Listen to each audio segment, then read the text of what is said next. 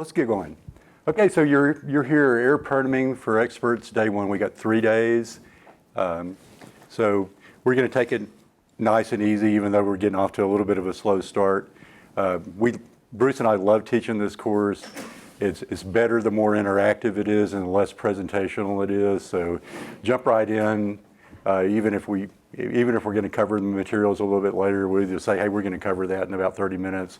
Let's defer that question, or we'll just pick it up then and then just fly by it when it comes up. So don't hesitate to raise your hand, ask us. We got 3 days worth of stuff.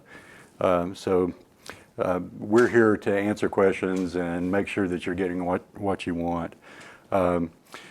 This is one of the air permitting expert course. It's part of SAGE's and EHS's Illuminate Your Brain series of courses on regulatory issues. We also have a one-day permitting essentials course that's going on down here. It's just kind of nuts and bolts calculations and that sort of thing.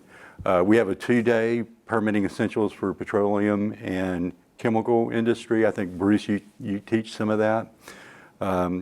A one-day advanced permitting course where we cram everything into one day and don't do any dispersion modeling or anything like that. And then we also have a one-day modeling for non-modeling decision makers, which if you're not one of the nerds that loves dispersion modeling and talks and algorithms all the time, you'll like this course because it's geared toward the manager that needs to make decisions based on the modeling output, rather than somebody who's clicking the keys and actually executing the model. So it goes through all the tools and stuff that you can use to manage your modeling group, because they don't really speak English. They speak another tongue altogether. So that's what we're looking for with on our other courses. Just kind of running through the agenda. We're going to go through just a very brief history of PSD, talk about the different kinds of policies, and focus in then on some recent policy shift overviews. And then we're going to back all the way down to the beginning. Even though this is an expert course, the more and more permitting I do, the more I go back to basic definitions and concepts. So we're going to go through a few of the basic definitions and concepts, especially with regard to major modification and replacements and restarting and debottlenecking and aggregation and all that kind of stuff. And then we'll go through project increases in excruciating detail, talk about the concepts of able to accommodate and demand growth and how that's going to fit in with all your projected actuals. And then we'll get into netting after that, which we're calling step 2 of the PSD applicability process. Bruce will go through a lot of that. And then after we do all that, we like to put it all together in just a practical approach. When you get your management of change notice and you're evaluating your projects for whether they're applicable to PSD, we're going to give you like a 5-step, 6-step process. Do these things in this order, and all these concepts are going to come together in kind of a practical approach for evaluating your projects. We'll talk a little bit about some PSD strategies. Some things have changed with recent EPA policy determinations. There could be some cases where you actually want to go through a PSD review to clear out your netting window if you have a number of projects stacked up. And we'll get into that in a little bit. Another topic that we've added late last year, because we were getting a lot of questions, was start of construction. And what can you do before you construct, and what can't you do? And what about construction-related emissions? Is that a sleeping dog that EPA is getting ready to kick? So that's kind of a whole lot of our PSD determination on step 1 for the first day. Then we're going to say, okay, we triggered PSD, we triggered a federal review. What is our BACT going to look like? What's the top-down analysis look like? What's the modeling going to look like? And day 2, we'll get into that. Day 2 is more like, okay, we triggered PSD, now what's ahead of us? So that's where we'll go through just a painful overview of this modeling for the permit manager, but which we're going to try to keep it a little bit light, and we'll get through it. We're going to talk about a few of the alternatives to a traditional federal review with the plant-wide applicability limits, the PALs. I've worked probably 4, 5, 6 PALs now, and we got a good history of how those work, when you might want to consider it, when you would never want to consider it, and just some of the pros and cons of doing that. We'll have some fun with all that as well. And we've got a little skit laid out. Then we're going to move into non-attainment PSD, non-attainment area modeling, and we'll overview a little bit about PSD and non-attainment review.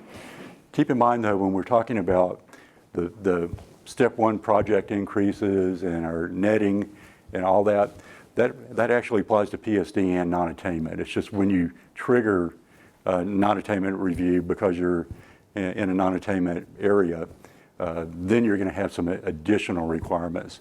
But I had a few people say, man, you should have spent more time on non-attainment review because now it looks like half the country could be non-attainment with the new ozone standards. And so, well, we did that. I mean, all the same steps and considerations that you use for PSD applicability, you use for non-attainment applicability too. So we'll see that. And then Bruce is going to talk a little bit about Title V operating permits and how that fits into the NSR program. I know in Louisiana it's all the same thing. There's a single permit system, and you roll your PSD application, and your Title V in with your PSD. In Texas, it's a dual permitting system, and we'll talk a little bit about how all that works. And then day 3 is a lot of fun. We're going to have a little movie that we put together, and then we're going to talk about some hot topics with the non-attainment issues and particulate. All these things are looming, SO2, and especially emission credits and banking issues. We've got an expert coming in. Kyle Breeze is going to come in and teach that segment, and he's been doing the banking in the Houston, Galveston area for a couple of years now. So he's got some real insights about what to expect in a non-attainment permit, because they're going to be more and more prevalent. And then finally, we're going to wrap up with some minor NSR permitting. Just because you get out of PSD, that doesn't mean the game's over, especially in Texas. So we're going to go around the room in a minute and figure out who's from where, but we anticipate this thing being in Austin, that we got a lot of Texas permitters here, so we'll probably focus on some of the Texas minor NSR things. So that's it. We'll wrap it up and hopefully get you guys out of here at lunch or soon after lunch on Thursday, so you can grab a flight out or head your travel plan. So if you want to plan accordingly, please go ahead and do that. Okay. So.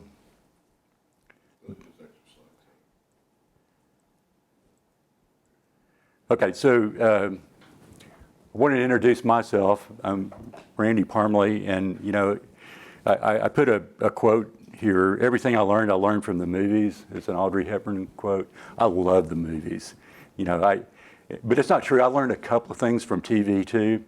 But Bruce and I both love the movies, so there's going to be a lot of movie stuff in here, and we're just doing it just to break the monotony. But of course, this is Glen Ford and the Blackboard Jungle. I've got about 34 years now consulting experience, and do teach NSR and do some expert testimony and that kind of stuff. I've been fortunate enough that I've done a little over a dozen multi-billion-dollar projects. So that's what I love to do, big capital projects and doing the permitting on that. So I'm happy to be here with you. My co-instructor is Bruce Dumdye, and he's not, Bruce has got 30 years of experience in consulting. He's a very recognized NSR expert. Bruce is the only guy I know who has completed a permit in all 50 states. And you don't get a permit in all 50 states by being a nice guy. So, I'm one thing, but when Bruce gets up here, you better pay attention. No gum chewing, no anything, because he will rough you up. He is all about the business. So that's Bruce. Professor experience. Yeah. So as we go through these, the trick, if you start minutia starting to get to you. Look at the slides and see if you can match up the movie reference to what we're talking about. Sometimes it's obvious, the fugitive emissions, that's kind of corny. But some are a lot more subtle. See if you can make the weird connection that our minds are working with. Yeah, some of them are clever and some of them are just bad, but we don't care because we've got to entertain ourselves doing this too. But before we just dive right in, I thought what we like to do is go around the room a little bit and talk about yourself. And you know, I put this little clip up. What would you say you do here? Yeah. You do here. So that's What it. would you say? You do here. Okay, so that's it. Now, the response we don't want to get is this kind of response because we're just trying to figure out how to gear the presentation a little bit. It's not very personal. I have people skills. I am good at dealing with people. Can't you understand that? What the hell is wrong with you people? Okay, that's it. So that's what we want to do. So I've introduced myself. Bruce has introduced himself. Would you mind if we went around the room and just kind of talked about your name and what company you're with and kind of why you're here, what you hope to get out of the class? Or Hello, my name is George Knipe. Sorry for my tardiness. oh, that's okay. It's perfectly understandable today. I'm from Golden, Colorado, and I work for a company called Paragon Waste Solutions. And I guess I'm just interested in furthering my air permitting knowledge. Do you do some permitting now, George? A little bit, yeah. Yeah, good. Okay, thank you. I'm Casey Rice. I'm currently with Hemp Refining Company, but I'll be joining Sage in March. And I'm here because Larry told me to come to this class. Okay, that's a good reason. Yeah, Larry's not always nice. You know, I mean, It's been nice and pleasant so far. yeah, good. I'm Marietta Ingram. I'm with Sage, and I've been working in a lot of permitting projects, so I wanted to take this class to further my education. Thanks, Maria. No one? Nolan Mormon, I'm also with Sage here in Austin. I'm here to make sure that I'm doing the PSD permits right that I'm doing right now. And learn a little bit more about netting. And the movies, right? And the movies, and the of movies, course. okay. Of course. Okay. My name is Emily Petrie. I work with Terracon Consultants. I'm out of their Dallas office. Right now, I am kind of like quasi-managing our regulatory compliance group. I've done minor source permits, and I want to further my air permitting knowledge. I only have very basic air permits under my belt, and I need to do a lot more. Good deal. Ginger? My name is Ginger Coffin. I work for Lubrizol, and for Lubrizol, I'm responsible for 2 production units, and I do everything that's air for them, and that includes a lot of permitting. We're batch processing, mainly batch processing, and formulations constantly change, so we're constantly doing new permits. Yeah, batch processing operations are fun to permit. Yeah. Jason Bradford, I work for Marathon and Marathon Petroleum in Garyville, Louisiana, which is between New Orleans and Baton Rouge. I handle their air permitting, and I've been doing that about 6-8 years ago. Great, thanks. Roger Satch, ex-regulator, I've been in White Level Cell for 8 years. I recently come down to their Shanghai plant. Done some permitting in the past, and I'm told we're doing a little bit down here, so. Great. Emily Venters, I'm also with Land of the South in their Clinton, Iowa location. My history's been with water and waste, but I'm taking more responsibilities in air, so Great, Emily, thank you. Good. I'm Anna Schwartz. I'm with the Lawn Refinery in Big Spring. And when we lost our permitting person, I became the permitting person. I've had some before in a previous job, but minor source is we have a lot of, and we also have some capital projects that I'm going to be working with our consultant for PSD review and all that. Good. I hope you get a lot out of this, Anna. It sounds like you lost your permitting person and you were forced into this because somebody really doesn't like you, so now you're having to permit a lot. I took it over because I love permitting. Yeah. That's my favorite part. I have to do emission inventory and kind of deviation reports, but Well, I'm glad to hear you say that because that's always how I feel. I love the permitting because when you're finished, you get to build something. And unlike other projects where you just checked a box and everything. So I think it's fun. I've enjoyed doing it. I do the same thing. But before we get too far along, today's a great day to talk about, have a little safety moment. Obviously, that's going nowhere. I've been out that door, and that's not where you want to go. We go out, if we hear these alarms again, we're going to go out these two doors, back to the hallway, around the elevator bank, and down the stairs. I've done it twice this morning, so just follow me if we have anything else, but hopefully they've got that figured out. So that's our safety moment for the day. Let's just kind of jump right in to day one. With regard to PSD, like with many things, it all started with a lawsuit, right? This was Sierra Club versus Ruckelhaus, who was administrator in 1972.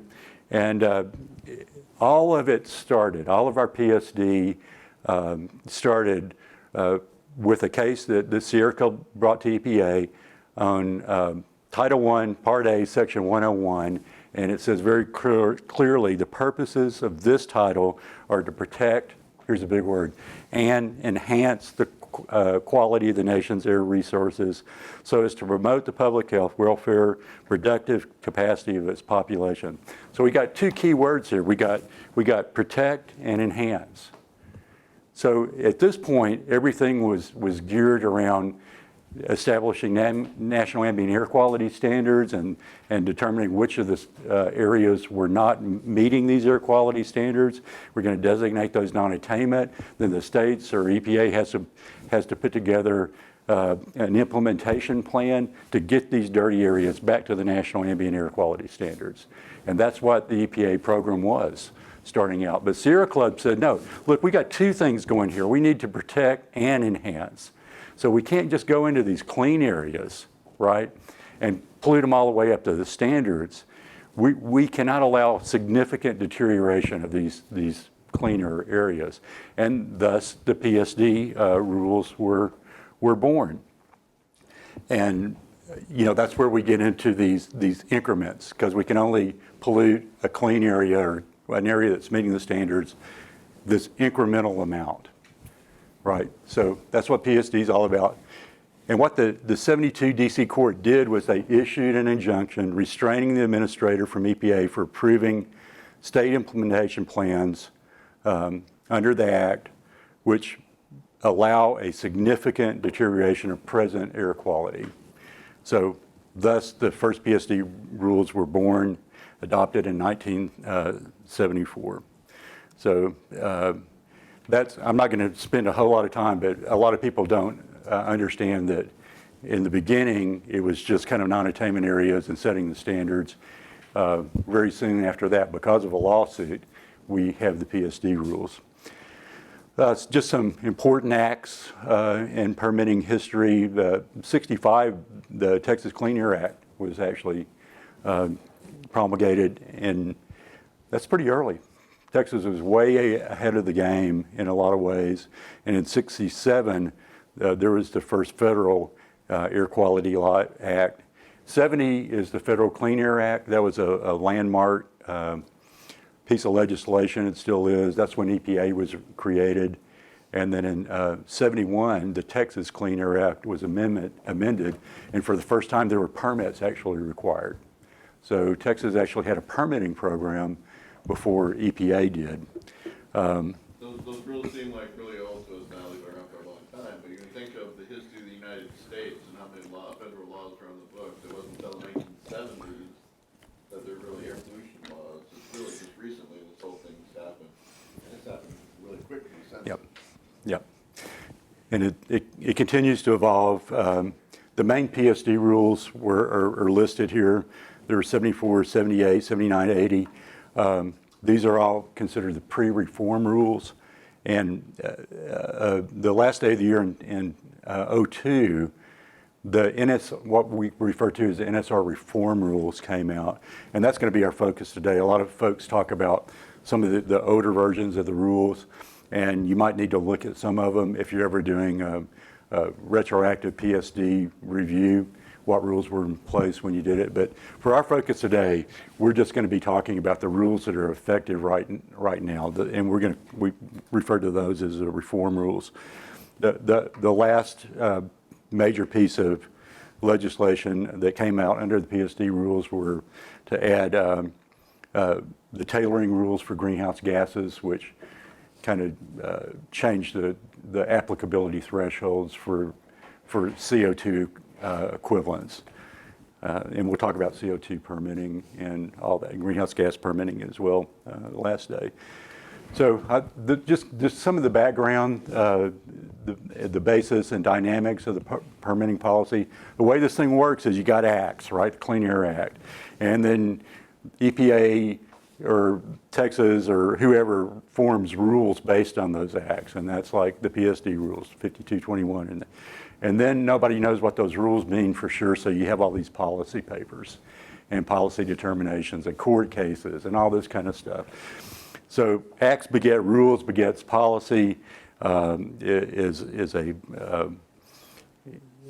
just a dynamic that we're all having to live with, and it gets very confusing sometimes. They're proposed rules, there are final rules. You can't challenge a proposed rule, you can't challenge a final rule, so it gets the regulated communities kind of squeezed because of that.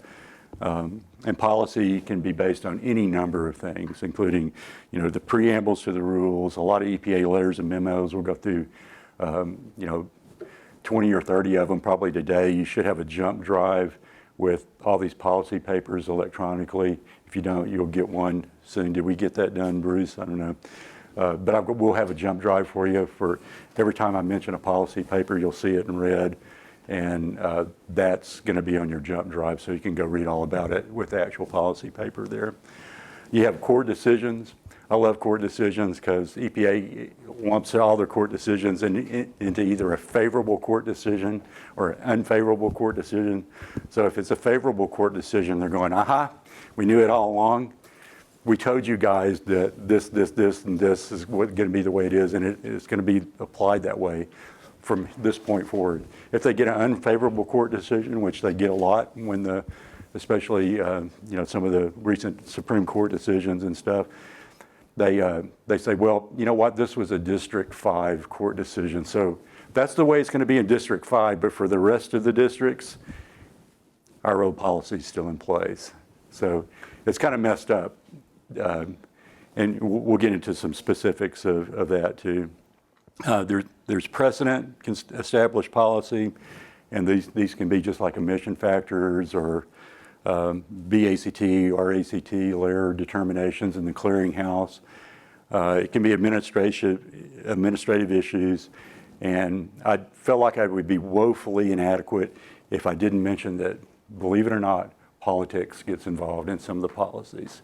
I've gone through a lot of administration shifts, and you can tell the EPA takes on the flavor of the current administration, usually. And I mean, that's because a lot of the regional administrators are all political appointees, and that's just the way it is. Politics is a big part of this game. So I mentioned the U.S. district courts, and some rulings can be in one district, and if it's a unfavorable ruling, EPA will say, well, it only applies in this district. If it's a favorable ruling, they say, well, it applies everywhere. But it's interesting because the U.S. circuit courts don't line up with the EPA regions, so there's just another level of complexity when you have a U.S. A regional EPA region that's, say, Arkansas. It's in Region 6, but as far as the district courts go, it's in Region 8. So, so all the court decisions, sometimes they overlap.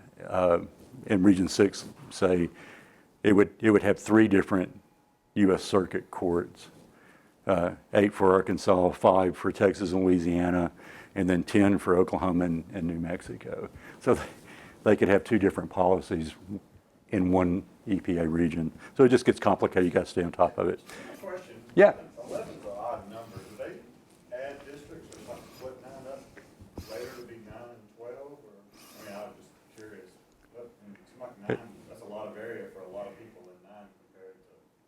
Yeah. Yeah, that's, Curious, I don't know.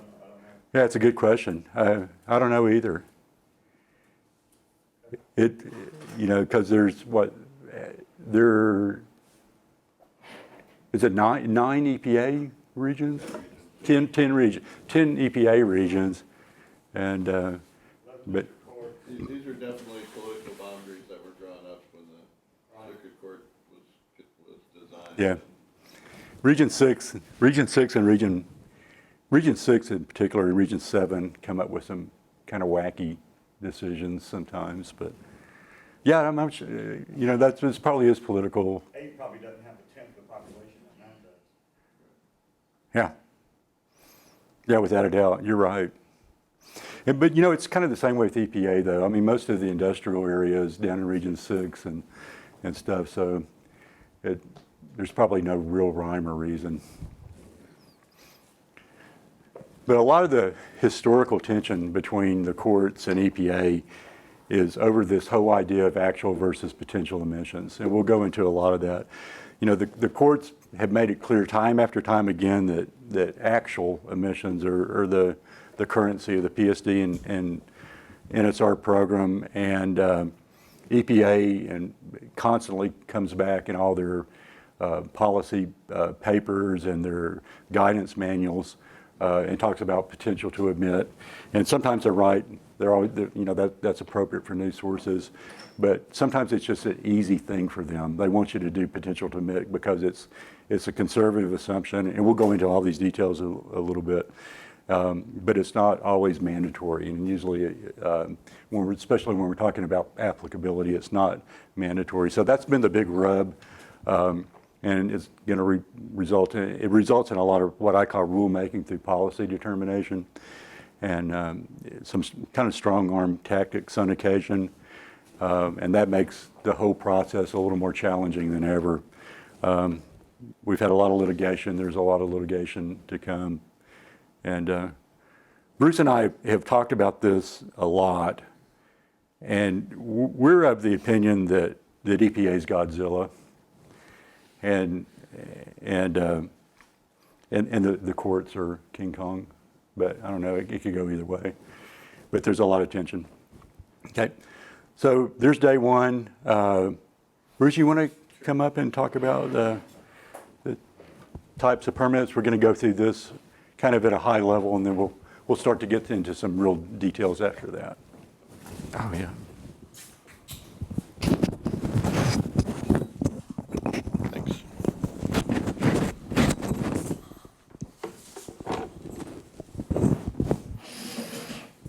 Good morning. Like Randy was saying early on, we're going to kind of give you a little primer here, give you a little appetizer. Now we're going to talk, basically go back kind of the beginning, do some real basic stuff, so it kind of leads into the complexity we'll talk about the next 2 to 3 days. In high school and stuff, I used to go to the library and do the Scientific America, and the thing I love best about that journal is that the first paragraph a grade school kid could read and say, oh, this is cool, they're talking about space, you know. And by the end, you needed a PhD to keep up with the differential equations that they represent in the last paragraph. And somewhere along the line, you kept track of it, and you appreciated to learn a little bit more about it. You had to get in and study a little bit more. So hopefully that's what we're going to do. We're going to start really easy. It'll seem simple, and then as we go through it, it'll be more and more complex, and hopefully you'll pick up some new stuff as we go along. So 3 major programs in the Clean Air Act: the pre-construction for new sources, the operating permit program, which is new of the 1990 amendments. Before that, there were no federal program for operating permit programs, and most states didn't have operating permit programs even. And then finally, also the 1990 amendments, the acid rain provisions, which were real big through the 80s. And you don't hear too much more about the Title IV programs unless you're actually involved in a big power plant, coal-burning power plant. Unless you purposely opted in as a refinery or as a sulfur plant or something like that, it doesn't have too much effect on you unless you're a big utility yet. So the first 2 programs are really the 2 programs we're going to be talking more about. The pre-construction, required to start construction, includes that control technology and impacts review, and be the main focus of the next few days. The legislators decided that this was a good point to put in controls, put in new requirements at the start of construction. Why? Because there's less resistance from saying, well, it's already built, we can't do anything, that's the way it's built, that's the way it is. So I said, well, before you build it, we'll take our review at that point, so we get everything we want up front.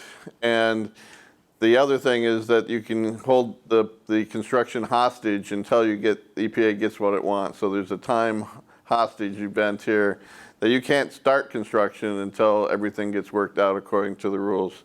So that was some real leverage they saw on the project, as well as getting everything designed up front to meet the then state-of-the-art or then current requirements to reduce the emissions. And so you couldn't say, hey, it's built this way, I can't do anything about it. And the cost of retrofitting things that you would do for RACT rules or something doesn't come into effect. The operating permit program, again, is something new for the federal government. And it's required to include the applicable requirements, reporting, record keeping, and monitoring. That we'll hear a lot about monitoring, record keeping, and reporting requirements. That most of the new regulations have those three things built into them now as a course. They didn't always. Sometimes there's just a rule that says you shall not emit more than 8 pounds per hour. And that's all it says. It doesn't say is every hour you have to monitor, how often do you check, when you have to report when it's over 8 pounds, all those kinds of things. There were simple regulations and maybe even naive regulations the way they were written. Now a MACT standard comes out or something that's got very detailed what you have to monitor for, what the compliance proof and disproof is, what reports you have to file and when and how often. The Title V isn't supposed to create any new requirements. It was just supposed to summarize everything that was there before and make it easy for you to comply. Some people shaking their heads already. Make it easy for you to comply with the vast variety, because in the course of getting your Title V program, you've talked to your regulator and have ironed out all the details of what the gray areas were, how you're going to comply, all the gap filling for all those missing record keeping and reporting requirements are laid down in print, and you have one place to go for all your requirements. As you know, those who've done a lot of Title V, especially the renewals, it's kind of broken down as that took a long time to get your first Title V, it's taken a long time to renew your Title Vs. They still leave a lot out as far as applicable requirements. New requirements come in, don't get adopted right away. Construction permits, especially in Texas, are at odds sometimes with even the operating permit program. So there's a lot still to resolve between the two major parts, as well as sometimes even the acid rain program, which again applies to the utility industry mainly based on this cap and trade program. And it doesn't have much focus anymore because it's basically turned its tide already and reduced the sulfur to targets they were going for, and now it's just kind of compliance with those levels. There's no big new push to get current sources into those programs.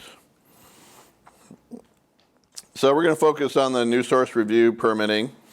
And here again, it's not just one thing, it's several. It's the federal non-attainment area, and that's the construction permits for your source if you're located in a non-attainment area for a specific pollutant.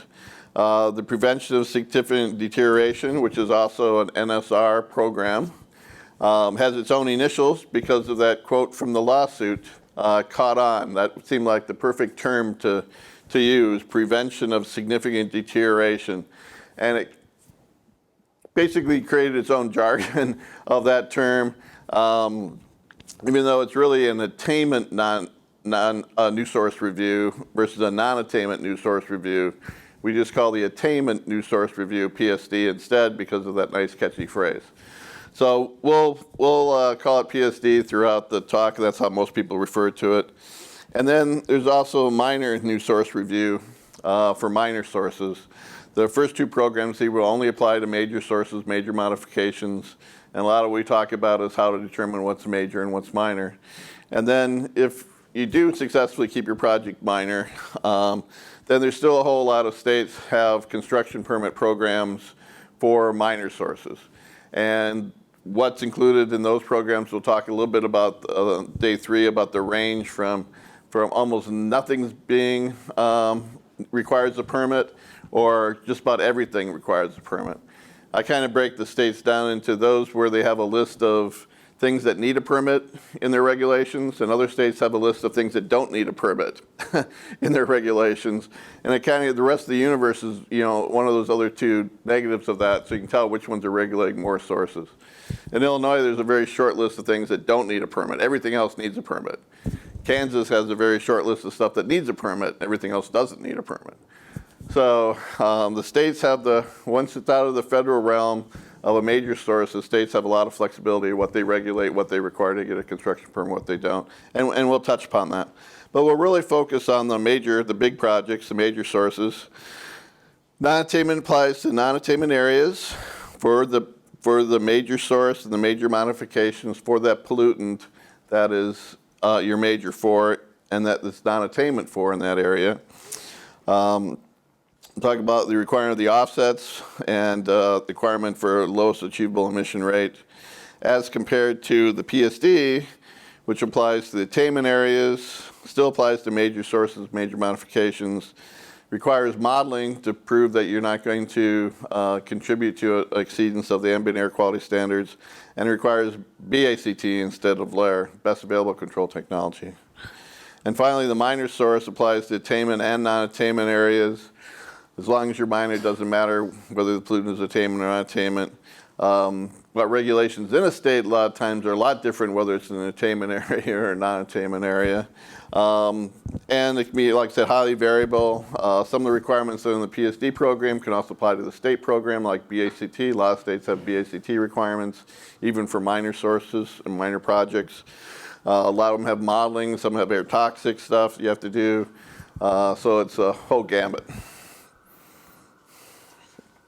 Talk a little bit about the NSR permits. We have basically, again, 2 types. We have non-attainment, attainment. We have minor and major.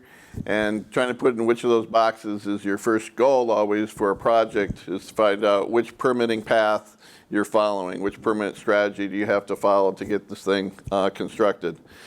So the PSD and non-attainment new source review are federal major source new source review programs. Just another thing on acronyms too, we'll try to stick with NNSR, non-attainment new source review. Once in a while, NA, non-attainment new source review, NA, NSR will slip into some talks or some papers or some quotes from other sources. So those are just the same thing. Hasn't really settled in which is the proper acronym, whether it's NA, NSR, and NNSR, it doesn't really matter. So those are, again, for greater than the major source or major modification thresholds, which we'll talk about in detail. The minor source permitting programs, state, district, even city level can have construction permit requirements. Counties, just about any political jurisdiction can decide it needs a permit, construction permit for your project. They're also part of the state implementation plan. A state will say it will comply with the ambient air quality standards by having a state construction permit for minor sources.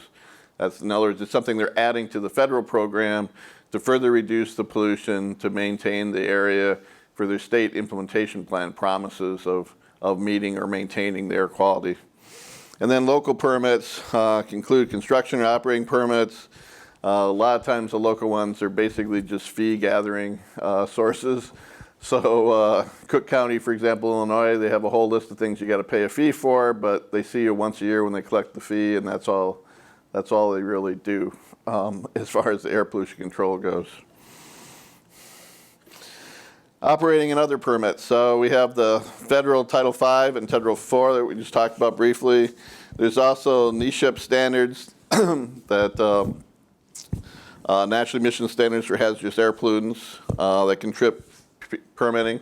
If we ever go across an acronym that we don't specify, you can throw something at us. That's one of the rules. So throw a pen, throw some little swag or whatever we got out there to define things. So we'll try to keep up on the acronyms as we go through. But this is the expert class. You guys know all the acronyms, right? Okay. So there's more than one way to trip a Title V permit or even a non-attainment new source review permit or PSD permit is by the criteria pollutants. Sometimes you have to do a Title V just because of your air toxics pollutants, not even your criteria pollutants. So you can trip into the Title V program by having an ESHAP standards applicable to you.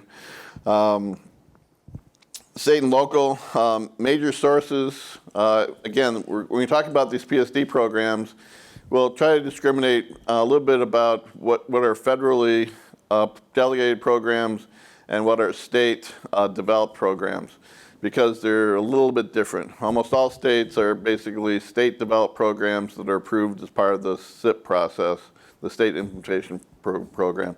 There's a few states that default directly to the PSD regulations in the federal rules, but there's only 2 or 3 states. Illinois is one of them. There's a couple other states that just defer to the federal rules without having their own rules having to be promulgated. Texas, Louisiana have their own PSD, non-attainment new source review programs. They have their own rules. Even in Illinois, where I come from, the PSD is a federal program, but they have their own state non-attainment program. So you got the worst of both. You got to follow both sets of rules, and they don't always have the same thing in them all the time. So any given pollutant on non-attainment or attainment area, you have to do different programs for. Non-major source programs are almost kind of regulated, like I said, other minor source emissions. But usually they combine it with the new source review or Title V. They don't have separate tracks. Texas we'll talk a lot about. It has 2 tracks, one for its construction, one's for its Title V program, and they don't intersect very much. Other states that all combine, you do a construction operating permit program at once. Especially for minor sources, it's all kind of turnkey. Again, not all sources have construction permits. Not all sources, all states have minor source operating permit programs. And where they do, there's lots of de minimis sources that don't have to go through the program.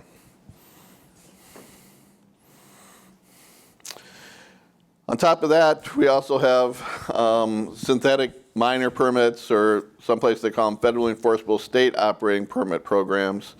And that's where you voluntarily limit your potential to emit or your net emission increase so that it's minor. Okay, so the project would have been, you do all the calculations and you're over the 40 tons, you're over the 100 tons. But you say, okay, I only work 1,800 hours a year instead of 8,760. I want you to do 1 shift, not count holidays. So therefore, there'll be far less emissions. And you'll get a permit restriction that makes that federally enforceable to reduce your potential to emit. Those we'll talk about on the strategy part later this week.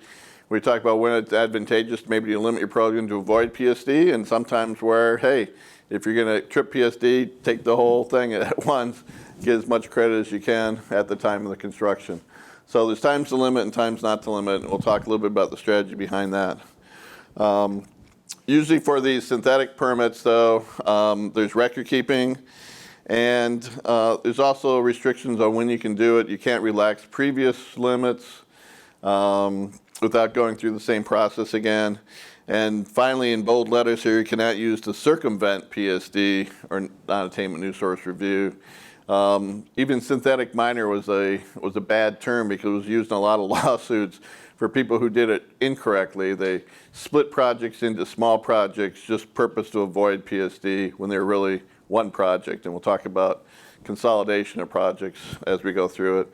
Or they artificially limit the hours on paper, but then they go and they run it full capacity or full, 24 hours a day anyway after they built it, and then claim, well, demand requires it, it's already built, what are you going to do?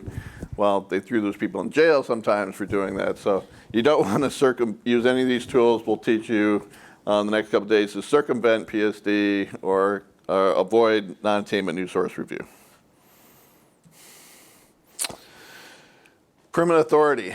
On top of all the different kinds of permits and the different areas, non-attainment and attainment, we also, like I said, have different permit authorities. So generally the states run the new source review programs in the state.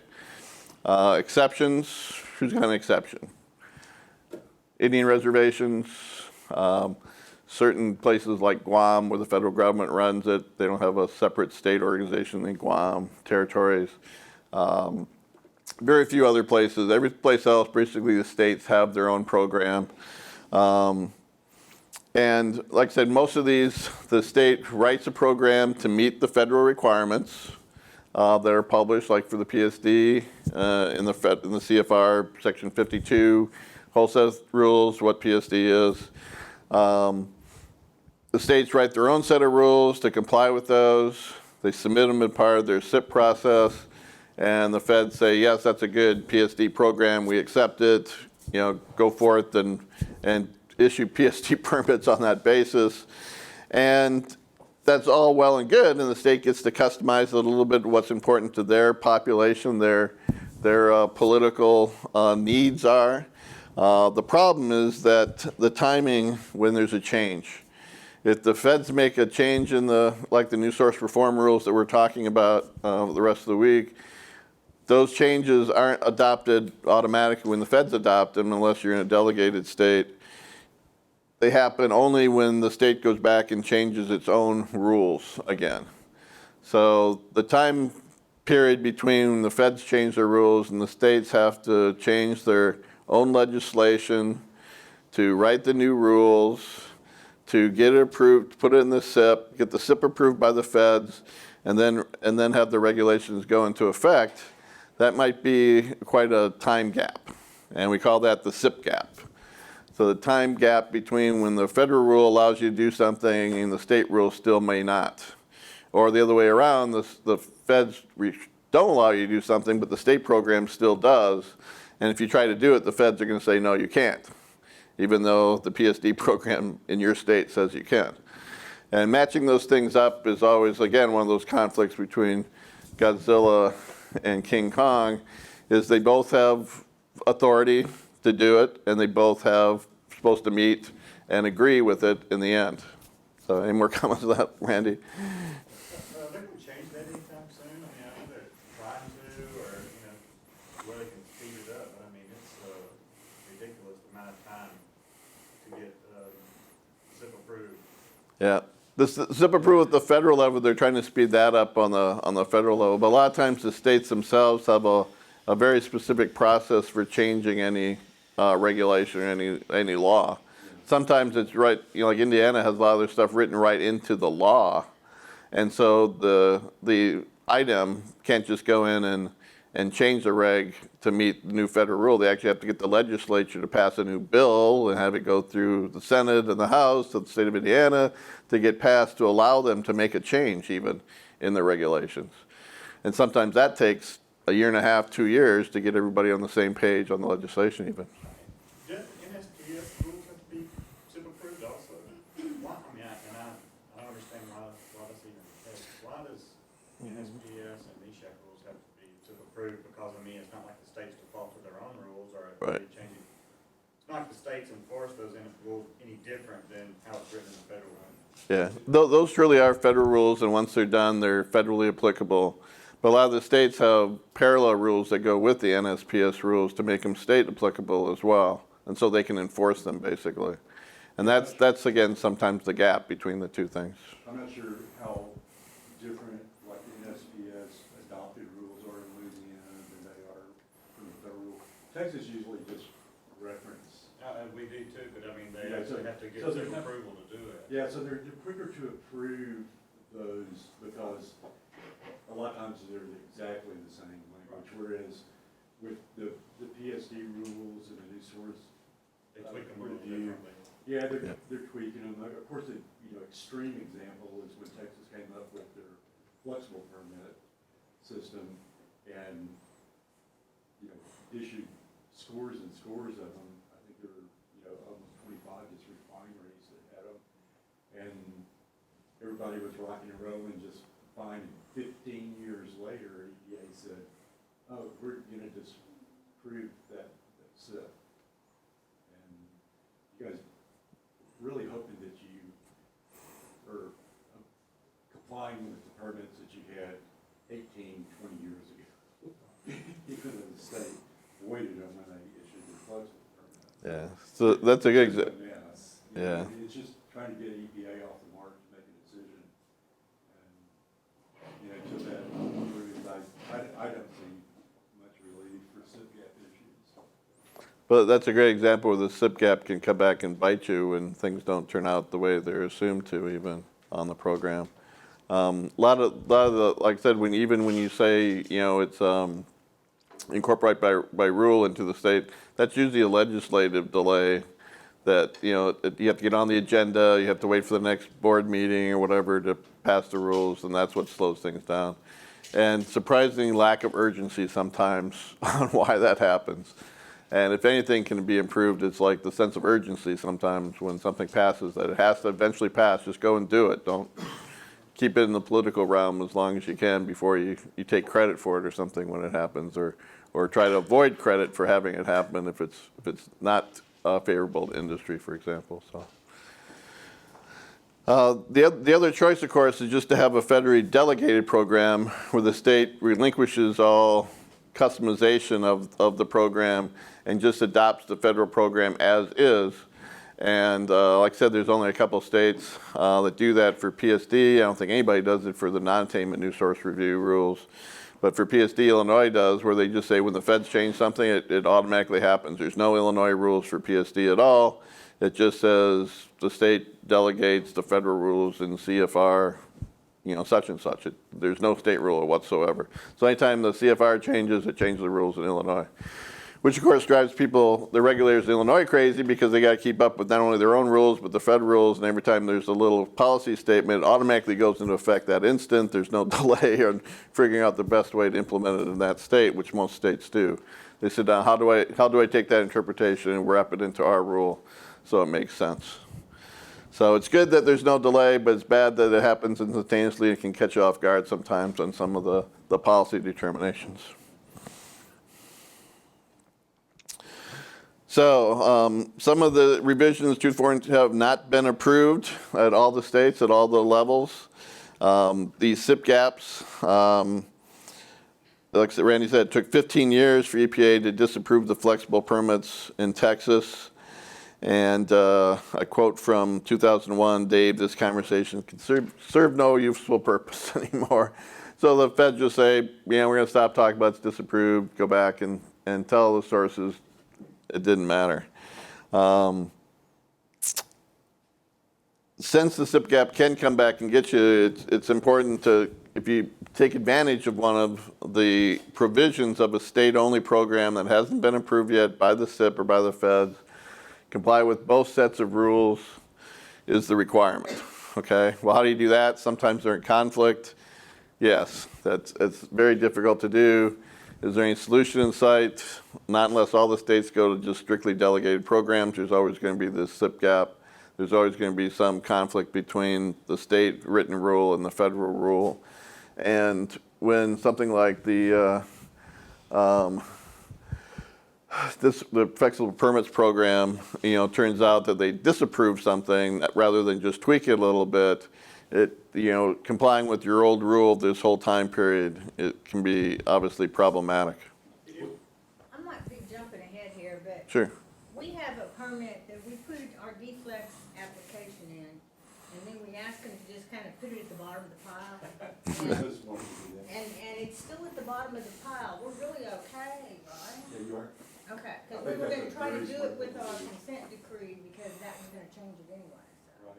We'll talk a lot, a fair amount on day 3 when we're talking about the state permit system, on the flex, the deflex, and maybe the reflex. Okay. Here, but yeah, I think the smart folks did that. They turned in their deflex permit because they were under threat. I mean, Yeah, we had a letter. Al in Region 6, Amadeus, he set out some nasty grams about deflexing. And I heard him give a couple of speeches where he said he had a list of everybody that had a flex permit. He was crossing them off if they deflexed and everything. But I think some of the smart people checked that box and sent in their deflex, but asked them not to process it. And TCQ is really good about doing that if they were asked. And of course now we have a SIP approved flex program again. So TCEQ's working with some of the people to take out a few of the things that EPA objected to. It was mainly that 9% insignificant emission factor and a few other really kind of minor things that they had an issue with. So they're working through it now, and they're acting like they're buddies again, TCEQ and EPA, but not really. Okay, well, I wasn't too worried, because ours was more like a cap. Yeah. Because it was a bunch of heaters. Yeah. But we can get into more of those details when we talk about the flex situation. I have a quick question. If you, like, Louisiana had the SIP gap for the reform rules, and you submit a permit application, it's major mod, and it goes through public comment, and EPA doesn't object to the permit, and the permit gets issued, even though you're in a SIP gap and you use the reform rules, can they come back out at you after? I mean, they have the chance to object, and you went with the reform rules even though you were in the SIP gap. I mean, Right. Yeah, they shouldn't, they should object to it if it has something that disagrees with their SIP, first of all. If they do They agree. don't object to any major mods in your state that use the reform rules, Yeah. then basically they're approving, kind of pseudo-approving your. I think the attorneys would tell you, no. Yeah. Yeah, I think the attorneys would tell you, well, they didn't comment, but it yeah, doesn't matter, it's still not a SIP-approved element of, and therefore you're at risk. so the EPA's mistaken it. In reality, Yeah. that's what we went, that's what's so disheartening about the whole process is EPA had every opportunity to make a comment, and then like out of nowhere, you get this letter of fair notice Just kidding. that says you were an evil person, and we're hoping that you're still doing That's what what was politics required do. 15 years ago. Yeah, their mistake doesn't excuse you not complying with their rule that they didn't recognize, right? So hopefully this, go back one here, Randy, you can run this for me. Just click on the, On the picture, okay. on the Oop. black. He's so hard to train. It is train, okay, right here. Yeah, Click up, nothing. there we go. What we've got here is failure to communicate. Sums up the SIP gaps there. Cool handling. So what are the highlights from the new source reform rules that we'll be talking about that have some SIP gaps left over? Most states have adopted most of these things. So the big one, of course, is the baseline actual emissions to projected actual test. And this goes against, 30 years of training for almost everybody that says you always have to use the potential to emit for your new projects. The ability to use demand growth exclusion to exclude certain emissions. The use of plant-wide applicability limits, and Randy's going to go through a good scenario that shows how this would be useful, and not too many states have done it because it's a new concept to them. They don't like change. Illinois has done one, and then the plant shut down, a Firestone plant. And so they've technically not done any in the state of Illinois or the state of Iowa or the state of Wisconsin or the state of Indiana. Texas has done quite a few, and Randy's the author of a lot of these. So we'll talk about why it's actually a good thing when it fits your situation. The clean unit test, that was a good concept. Hey, if you put something in that doesn't pollute or it helps reduce pollution, we won't have to permit it. There was no thing in the actual Clean Air Act said you could do that, so that got vacated, as did the pollution control project exclusion. Decided much later on that no, that one doesn't, you can't count that either. So those just got vacated by district court and haven't been fought to put them back on again since then. So the big challenge in all these, including the actuals to potential actuals, is doing the applicability. So 10 years after the reform rules, 20 years after the WEPCO ruling, it's more alive than ever what constitutes a major project, a major modification, and what doesn't. And we're going to talk about the applicability determination still being the biggest challenge. And it's not only a challenge for your major projects, but we're seeing in minor permit applications too, the states are being a lot more sensitive to having that calculation done and that demonstration made. So even if you know you have a minor source permit, you still have to do the demonstration to prove it's under, rather than before, you used to only have to do these long, elaborate calculations and demonstrations when you were trying to show why you were over the limit, even using some of the other tools we'll show.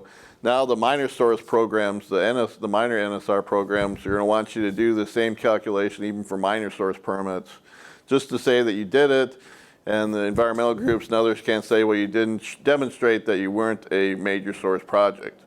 Well, it's a 10-ton project, it's not going to be major. Well, it could have been if you would have done this, this, and this. So you got to go through the whole calculation to show you followed all the rules, and you came out 10 tons, which is under 40, and you're all set. So keep in mind that all these stuff we're talking about for major source projects will apply to your synthetic miners where you just sneak under the limit, and even some obviously minor source permits, the state might come back and say, prove that you went through the new source reform calculations to demonstrate you're a minor source and a minor modification. So, okay, Randy's going to come and lay out the project here for you. Come back up. Oh, Kind of yeah, break the. Make it 10. Yeah, 10. Yeah. They're trying to coordinate the break so everybody gets together in the. Hang with us for 20 more minutes, we'll give you a break. I know it's been a lot of morning with the late start and all that, but we'll try to get back on the schedule so the vendors get their due. Yeah. Yeah, so like Bruce was saying, the applicability determination is still the biggest first step, and it's, you know, the way this happens is you get an MOC across your desk if you're the fortunate few that get to review MOCs. And usually the project's not extremely well defined. The final engineering certainly hadn't been done.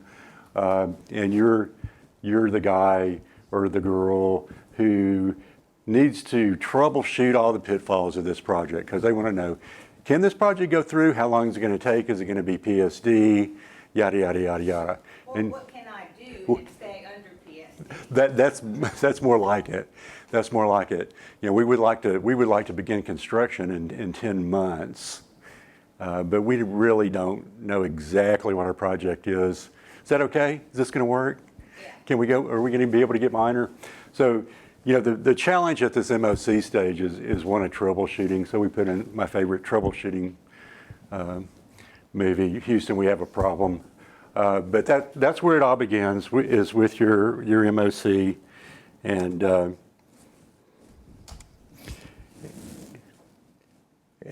you've got to do a lot of things at this early. You've got to identify all your new emission units. You got to chase your emissions upstream and downstream. So that's going to be identifying all your changes to your existing emission units. You're going to perform your emission calculations, and you don't have all the information. You're going to evaluate all your emission totals against these major threshold applicability, and you're going to do this with only preliminary design information. Probably somebody knows how you feel. Office stress movie quote. And it's not okay, because if they take my stapler, then I'll set the building on fire. I felt like this after a few MOCs. Anybody know this movie? Office Space. These first few steps is what we go into on the essentials class. We haven't taken the air permitting essentials class. We kind of go through those first steps to get to the point where you start talking about permit strategy that we take over here. So Yeah. Get you all the basics, all the straightforward, helps with calculations, you know, what the levels are, comparison, how to go through the MOC process, that sort of thing. And then in the next 3 days, we'll talk about what to do with all the information now that you've put it all together. That's it. So we're going to talk about these in detail, but just to give you a brief overview, we're looking at 4 major change programs that's come around in the last 4 years that are fundamentally changing the way we do applicability determinations. And the first one has to do with project netting and what you consider in this first step when you're talking about calculating your emission increases or for your project. And it really gets into what's integral to the project and where the pluses and minuses are in this first step of applicability. And this has changed, and I worked on this Hovenza project, and it basically the punchline at the bottom of the day, we'll go into it in detail, is EPA saying no decreases whatsoever. And we'll go through a radian case example. If you replace a boiler with another boiler, you tend to look at your project like, well, I replaced this bad boiler that had a 0.2 pound in NOx per million BTU with this new one that's got 0.036 or something. So I've got no increases at all with my pluses and minuses. And EPA has gone so far to say that your project is your increases, and those decreases come into your contemporaneous window in the step 2 netting process, not in the step 1. I didn't trip a significant emission rate. So we'll get into all that. That's a fundamental change. I hate this next paper from EPA Region 5 to Indiana that talks about contemporaneous netting. And basically, I'm going to go right to the punchline on these, but we'll get to what it means in a little bit when we talk about some case studies. Basically, this is that once a project gets into your contemporaneous window, you trigger netting, you're over that 40, so you're doing this look-back period and doing your contemporaneous netting. For your past projects, you have to consider a PTE minus baseline actual for those past projects. Even if you use the projected actual to do your original applicability determination, once that gets into the step 2 netting, you have to go back to PTE. And it's nasty. It's bad policy. I don't think it jives with the rules. But for instance, if you have a swing boiler or something, most of your boilers, you're not firing them anywhere close to the permitted capacity, right? They might be turned down 50% or 60% on an annual basis. And you got a new project that's going to come in and it's going to need this much steam demand. And you're saying that's what my project increase is, and that's fine. That's a projected actual minus your baseline, and you don't trick PSD. And then the next project that comes along, you're looking at that same swing boiler project, and now they're saying you have to, for the netting, consider that swing boiler at a PTE minus your baseline actual, which is a big number, and it kills you on your netting. We'll get into a case example of that. But Texas has picked it up. They're saying, yeah, we're gonna get in step with this. I rather imagine it's going to go to court pretty soon, and we'll get a determination on it. But right now, it's a nasty policy out there that a lot of the major states are following. So that's one of the things we're going to talk about. And then we have two papers that are kind of go together with demand growth exclusion, and this is the Georgia Pacific paper, and then another paper from Region 3 to Pennsylvania that talks about projected actual emissions and demand growth, usually referred to as the Northampton policy paper. And this kind of lays out how we can do our projected actuals and what amount we're able to deduct from those projected actuals such we can get a true picture of what our project is increasing. If we could have accommodated those emissions before that, they're not supposed to be counted against your project. It's just the amount that your project is increasing. So I know that probably sounds a little fuzzy right now, but we're going to clear it up with some case studies real quickly. One of the biggest things I even struggle with a long time is the difference between demand growth exclusion and could have accommodated exclusion. That's two different things. And unfortunately get used interchange even by the agencies, a lot of being the same thing, and they're not really the same thing. We'll try to clarify the difference. Yeah. Yeah, they're not the same thing, but functionally they're going to work to the same place. So once we get all this, we're going to keep trying to go back to this concept of a simple plan and a practical approach for doing this, and that's what we're going to provide you with, is this final step-by-step process. And this is the Play It Forward movie where the little kid has a simple plan of just kind of being nice to everybody. Instead of paying people back, he pays it forward.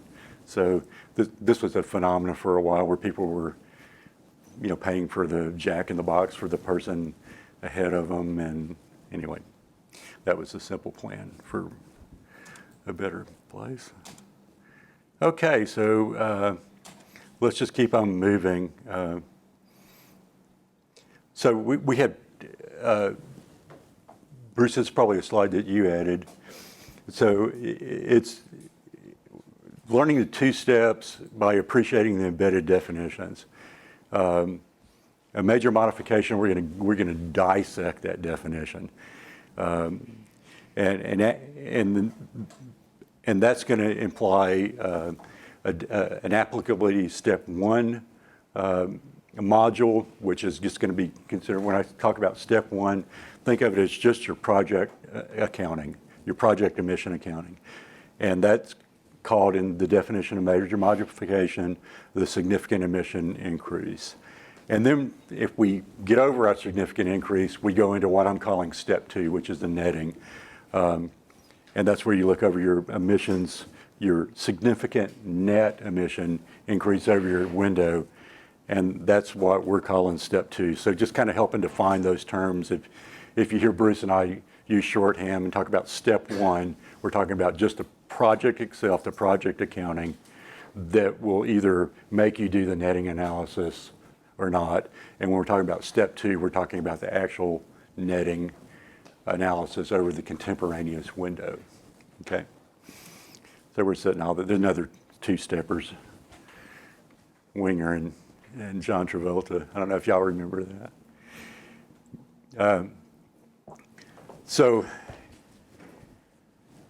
I usually have my big orange finger, but I couldn't fit it in my suitcase. There's really, this thing is not that difficult. There's only one thing you've got to do and to know well in permitting, and that's this definition of major modification. It's the only one thing you need to know. I'm going to go over the definition real slowly. Major modification means a physical change in the method of operation of a major stationary source that would result in a significant emissions increase. Remember we talked about what that was? That's at step 1.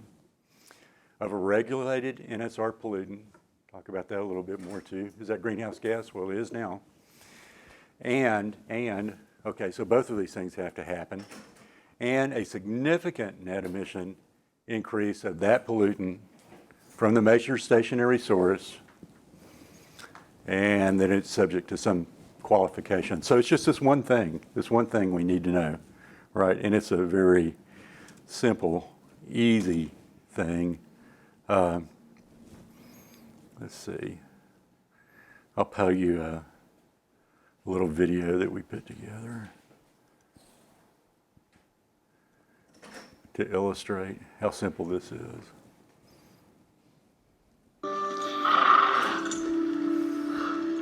Do you know what the secret of life is? No, what? This. Your finger? One thing. Just one thing. You stick to that and everything else don't mean. That's great, but what's the one thing? That's what you gotta figure out. So that's what we're going to figure out today. We're going to figure out what the definition of major modification is. And okay,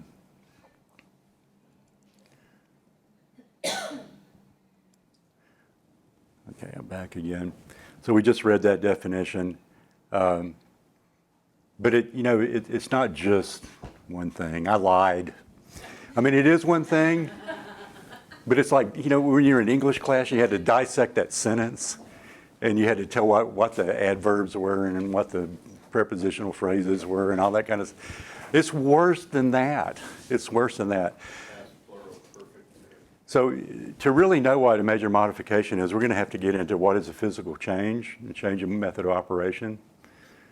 We're going to have to know what a stationary source is. When do you aggregate them? When can they be separate? What's a major stationary source? When does a stationary source become major? What does a phrase that would result in mean? There's a causation implication here that when you're looking at this project for an applicability determination, it needs to be caused by, or the project has to result in this emission increase. So there's that whole concept of able to accommodate that falls into this. We're going to talk about all those things in just a minute. Actually, I'm going to talk for 5 or 6 more minutes, and then we'll talk about it after the break. What's a significant emission increase? We talked about tripping that threshold where you need a net.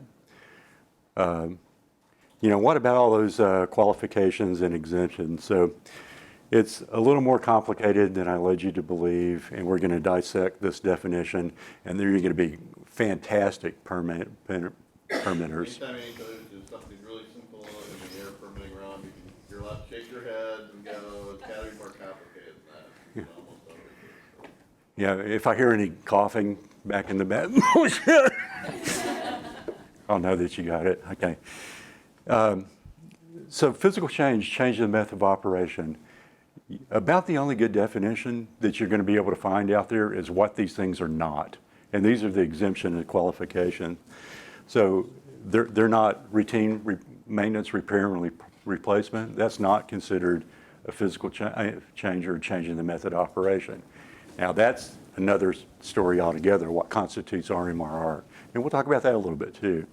But that's not a physical change, and it shouldn't go into the definition of a major modification.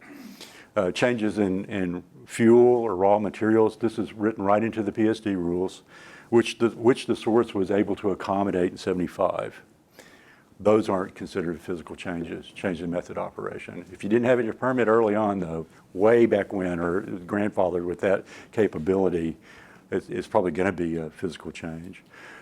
Or a change just in the hours of operation if you didn't have in your permit that you couldn't change the hours of operation. So these physical changes, change in method of operation, best defined for what they're not.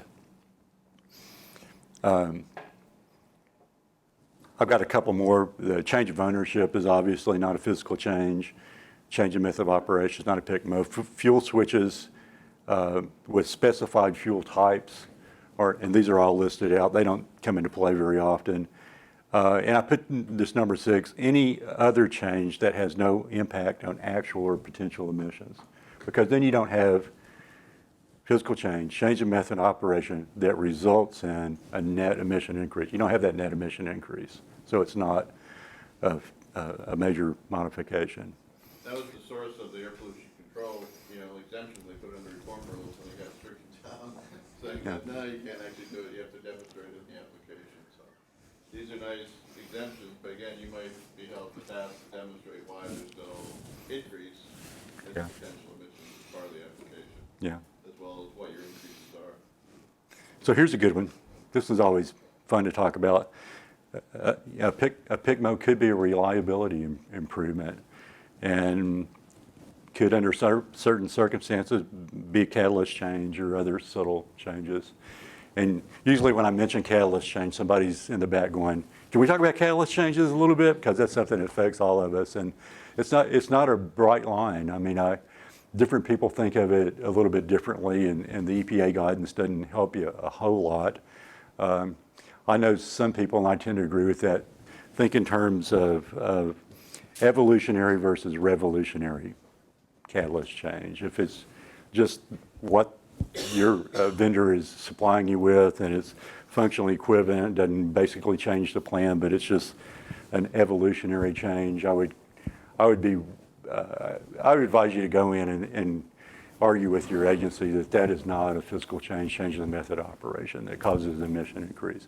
Maybe if it's a revolutionary catalyst change, and that might be a different story, but it's kind of a gray area. I've seen it go both ways. Have you guys had much experience with catalyst change and agency determinations? The permit will a step change in their rates though, so, and that was pretty clear on.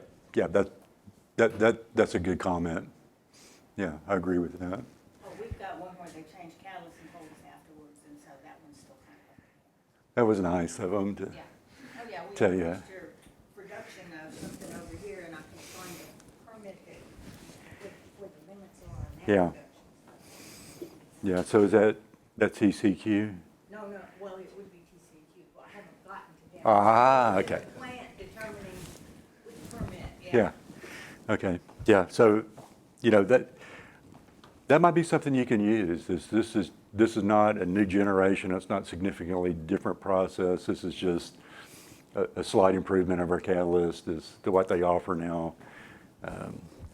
There's a paper in your jump drive that might help clarify some of those gray lines a little bit. One thing that we always, was the, not just catalyst, it's doing things that decrease your turnaround time, Mm-hmm. which, give you another week or of operating time per year, so that's an increase in hours. But all of that increase in hours is an increase in production, and it's very great. It is. And that's key, that increase in turnaround days. Yeah. Yeah, so that's kind of some reliability improvements and stuff like that. But there again, if you might be able to go in and say, yeah, but that increase in hours of operation only could not trigger. It could be one of the listed exemptions of 5221 for not being a PICMO. I don't know. It depends on the specifics. But yeah, automation's a good thing too. So. Permit once for a software upgrade, because it corrected feed for temperature and pressure. Yeah. And specific gravity, and so that increased throughput, which increased emission. Yeah. Software upgrade. So, this is a time where you want to keep a good relationship with your permit reviewers at the state level and have some credibility with them, because I've actually gone in with an argument that, okay, we've got an automation system that's going to do the kind of corrections that you were talking about. It's going to react a little bit quicker. It's probably going to make some improvements and get us lined out a little bit quicker. But it's fundamentally not different than maybe having a better operator in there. If all your Somebody who's on it. just right on it, just like the operator of your dreams, you know what I'm saying? We're writing software to do that a little faster and everything else, but I'd be willing to go in and argue that is not a PICMO, that is not a physical change, changing the method of operation, causing an emission increase. It's just better operations, and we're constantly being better. We're constantly implementing systems for better operations, and that includes operator training all the way into automated systems to respond. I've had them agree with that at times, and a few other times they didn't. So just to clarify, you would still review a permit to account for the increased emissions, but you would use that argument to say this is why it's not a major modification? Correct. It would probably be a minor, in Texas it would be a minor action, and it could be as small as an alteration, but probably not if you're getting an emission rate change on your MAERT. Yeah, let's go ahead and start, because we've had enough delays today, and I'm not going to go over RMRR in great detail, other than to say it's been back and forth. It's probably been the most controversial and schizophrenic EPA policy on record. You can pull up policy papers where big projects were determined not to be RMRR and other small projects were determined to be RMRR, and it's gone back and forth a lot. But where it is right now is right back to this multi-factor test criteria, which involves the nature and extent of the project, the frequency, the purpose, what did you do it, and is it in the cost. And usually the cost factor is it greater than your usual maintenance budget? Is it paid for from capital fund project dollars rather than maintenance dollars?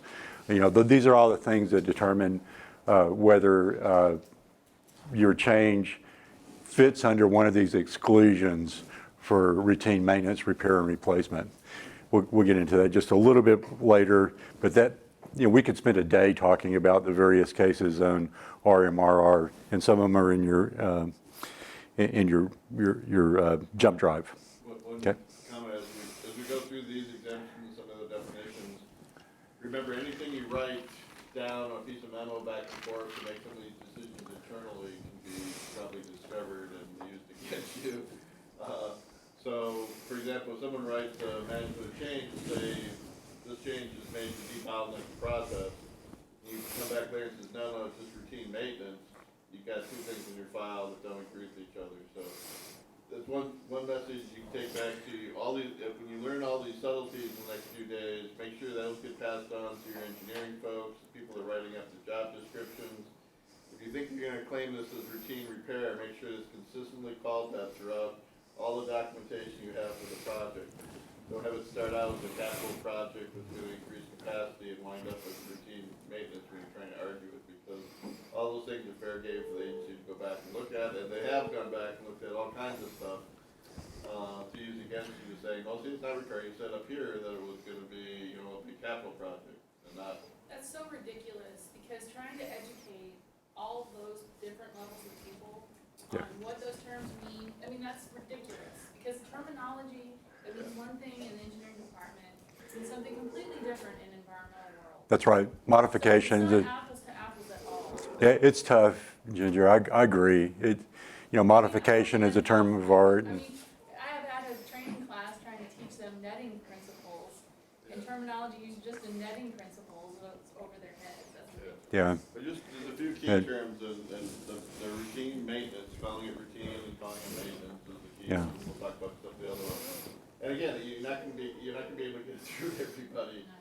But stuff that gets written down in your file, make sure that you try to keep that as clean as possible. So I'd hope. That's the best we can ask You for. can clean up the MOC documents too, as you have a point in there where you have some feedback, and they explained that we swap pumps out on a cooling tower. The way that it was written up, it sounded like it would trip permanent. The pumps are actually a replacement of what we had. We're putting up lost capacity, because the impellers are running out. If you read the document, though, it would be like they had some hopped up pump. Yeah. A little changing word, and Yeah. kind of cleaned all that out. And Yeah. It's a whole lot better now. Well, and again, Yeah. engineering's always famous for trying to, maybe embellish the importance of their project to get the funding for it and stuff too. And the best way to say that is it's gonna increase production, you're gonna make more money as a result of doing my project. And you have to just kind of help them tone that down, because that embellishment has consequences. Right. That maybe unintended consequences, but there's consequences. Yeah. To any kind of embellishment like that for sales purposes. I like the idea of cleaning up the MOC document as it comes through you. Routine thing from me. If you've got a Yeah. modify power, look, we have written this, it looks like we're actually modifying this power and getting more to it, where you just kind of optimize it, not the linear change. Take out the wording that you can increase rates, some of that just has to go. Yeah. Like I said, the best you can help for is hope for the stuff that manages across your desk that routinely turned over to the agencies, the defense of what you're talking about has the right term to it.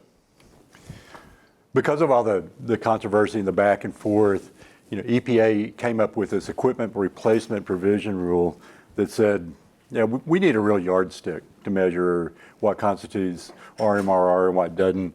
And they actually passed a rule that allowed expenditures up to 20% of the unit cost to be considered RMRR. But right after that, the DC Circuit Court vacated this emission replacement provision.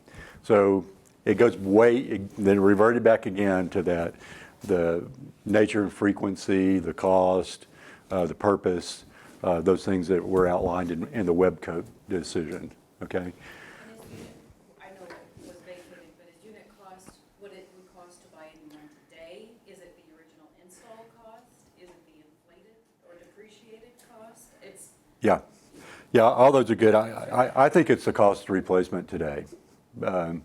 Other people might disagree or have some, but I think it's the cost of replacement today. And this is soft now, but my practical experiences when I go talk to the agency about RMRR, even though this has been vacated, it's still something. It's some yardstick out there to measure things with. So. It's not a bright line anymore, like it would have been a nice bright line, but now it's one of the 5 parameters to look at. It says they already made this determination, it's something that carries some weight to it, rather than picking any number from 0% to 100%. You've already decided 20% was a reasonable number at one point. For 3 years, it was on the books. So let's use that as one piece of the discussion at least. So I'm going to run through this again, here's one of our, did you have another question? Here's another one of our definitions embedded in our definition of major modification. That's a stationary source. And it's an important definition. It's outlined in 5221B5, which refers to the same industrial grouping. A source is similar, it's the same source if it has the same industrial grouping, right? So then you have to go to this other definition that's the same industrial grouping, and that's where you get the three factors for what constitutes a source. And when we talk about source, we're talking about the federal definition of source, not a discrete emission point, but the whole plant, right? And the source is defined by three things.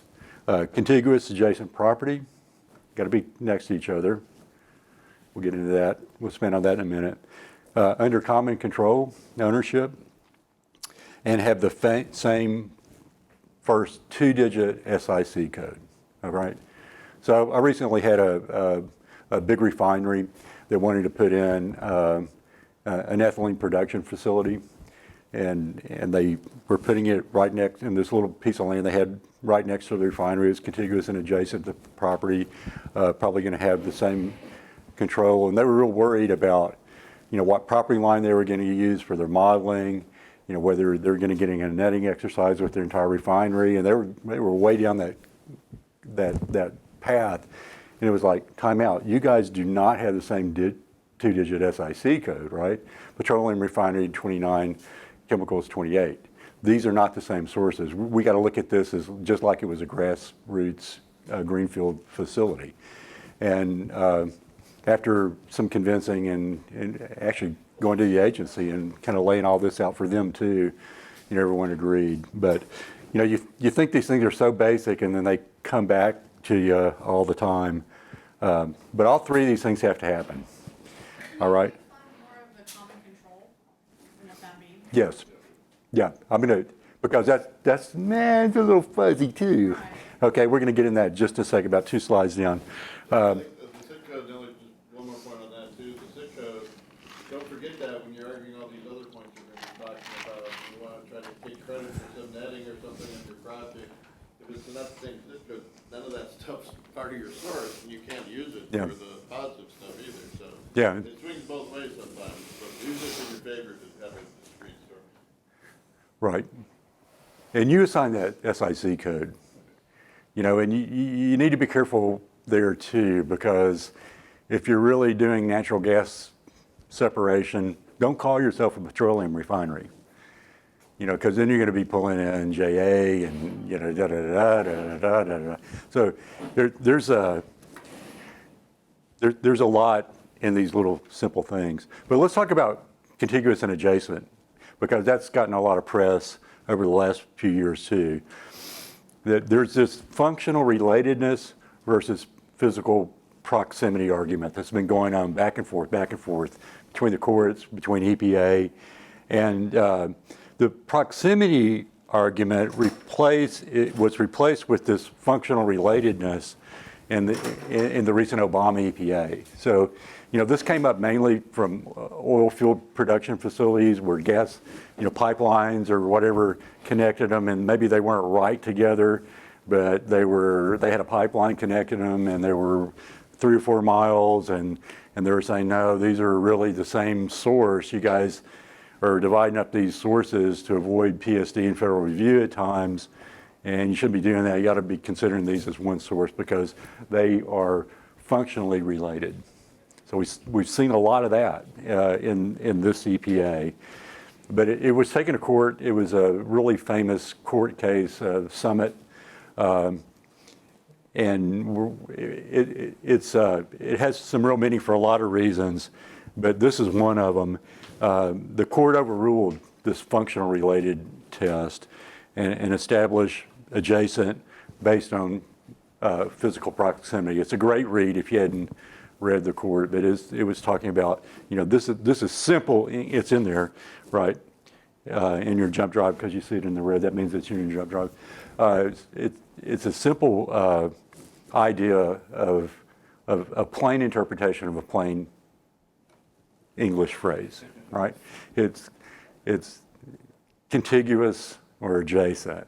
So the court really laid into EPA on this one, so I liked it. It's for businesses that are owned by the same. That's right. So it, So it wouldn't be like us and our adjacent cracks here. that's right. Right. So yeah, that's a good point, Ginger. All three of these things have to line up. You know, it has to be contiguous and adjacent, has to be under common ownership and control, and it has to be the same 2-digit SIC code. Okay. So if you've got the same 2-digit SIC code, you got the same ownership and control, that's when the argument comes into play, right? So let's talk about now knowing common ownership and control. You know, we're getting into the world of joint ventures and site partners, and all these JVs are coming up. So there's another policy paper that I would refer to you there. And this recent EPA to Iowa policy, it extends this original ownership policy to contractual relationships. So it's a little bit of a twist on it, and it's got a lot of factors in there. One of which is whether the entity sells all of its product to the other, and more importantly, as Bruce points out all the time, whether one would exist without the other. Right? So if you're calling yourself a separate source, but really you're selling 100% of your product to, it's just, they're saying, well, you're probably the same source. You get your feedstock is from that Yeah. facility, there's no other way to get it, then you probably depend on the facility, which means you're probably under control, because they control the feedstock. Or they control your selling the product as an intermediate or something to their product. And they even went a step further in this paper. They're saying that to be common ownership and control also implies now, under this policy, that one entity has a right to be involved in the decision-making of the other entity, quote unquote, especially regarding pollution control. So if you have common ownership and control and the one company's making the pollution control decisions, you're probably one source. You're probably one source. Okay, so that's a good policy paper that kind of expands a little bit, and there are a lot of scenarios, other scenarios that are in there that it's worth a good read.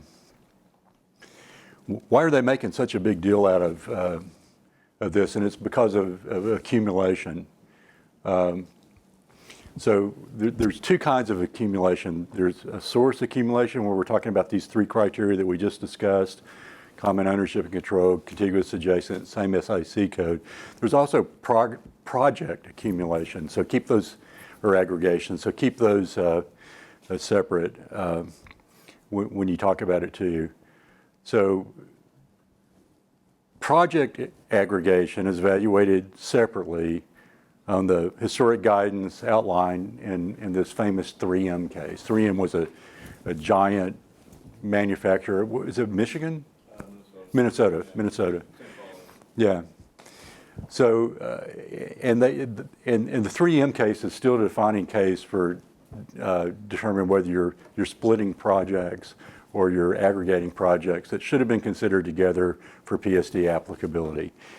And some of the criterion that they evaluated is spelled out on this slide. Did you file multiple minor source applications within a quote unquote short period of time? Are there financial ties between the project? Here's this interrelatedness. Did one exist but for not the other? That carries over to the project. And did the company statements, production or planning cycle projections represent any connections between the two? So those are the main things that EPA is going to be looking at. If they see a bunch of minor NSR applications coming in together at a close period in time, and there's any verbiage anywhere that says, when we get this project, that's going to allow us to make this modification over here. And if there's anything in the company planning cycles that can be construed in any shape, fashion, or form to connect these two projects, EPA is going to do it. And you know, like I said, this is a big manufacturing complex, and there was a project over here and a project over here and a project over here. And the 3M folks said, well, we didn't really know. I mean, we're a different division. We didn't really know what they were doing over there. We don't talk to each other. You don't really talk, some guys are perming over there, other guys are perming over there, we Yeah. don't really talk to each other. And EPA's response was, well, you should be. We're in LDS. Yeah. Yeah. One guy sitting in the top tower on that campus that controls the whole thing, at least he should know what's going on. Because even if the environmental departments aren't talking to one another, you know that the business is. Right. Their argument. And That's where right. the funding cycle kind of came into play. That if you have a funding cycle that's well established and everything gets approved on that same funding cycle, you can't argue with independent decisions because they're all funded together. Yeah.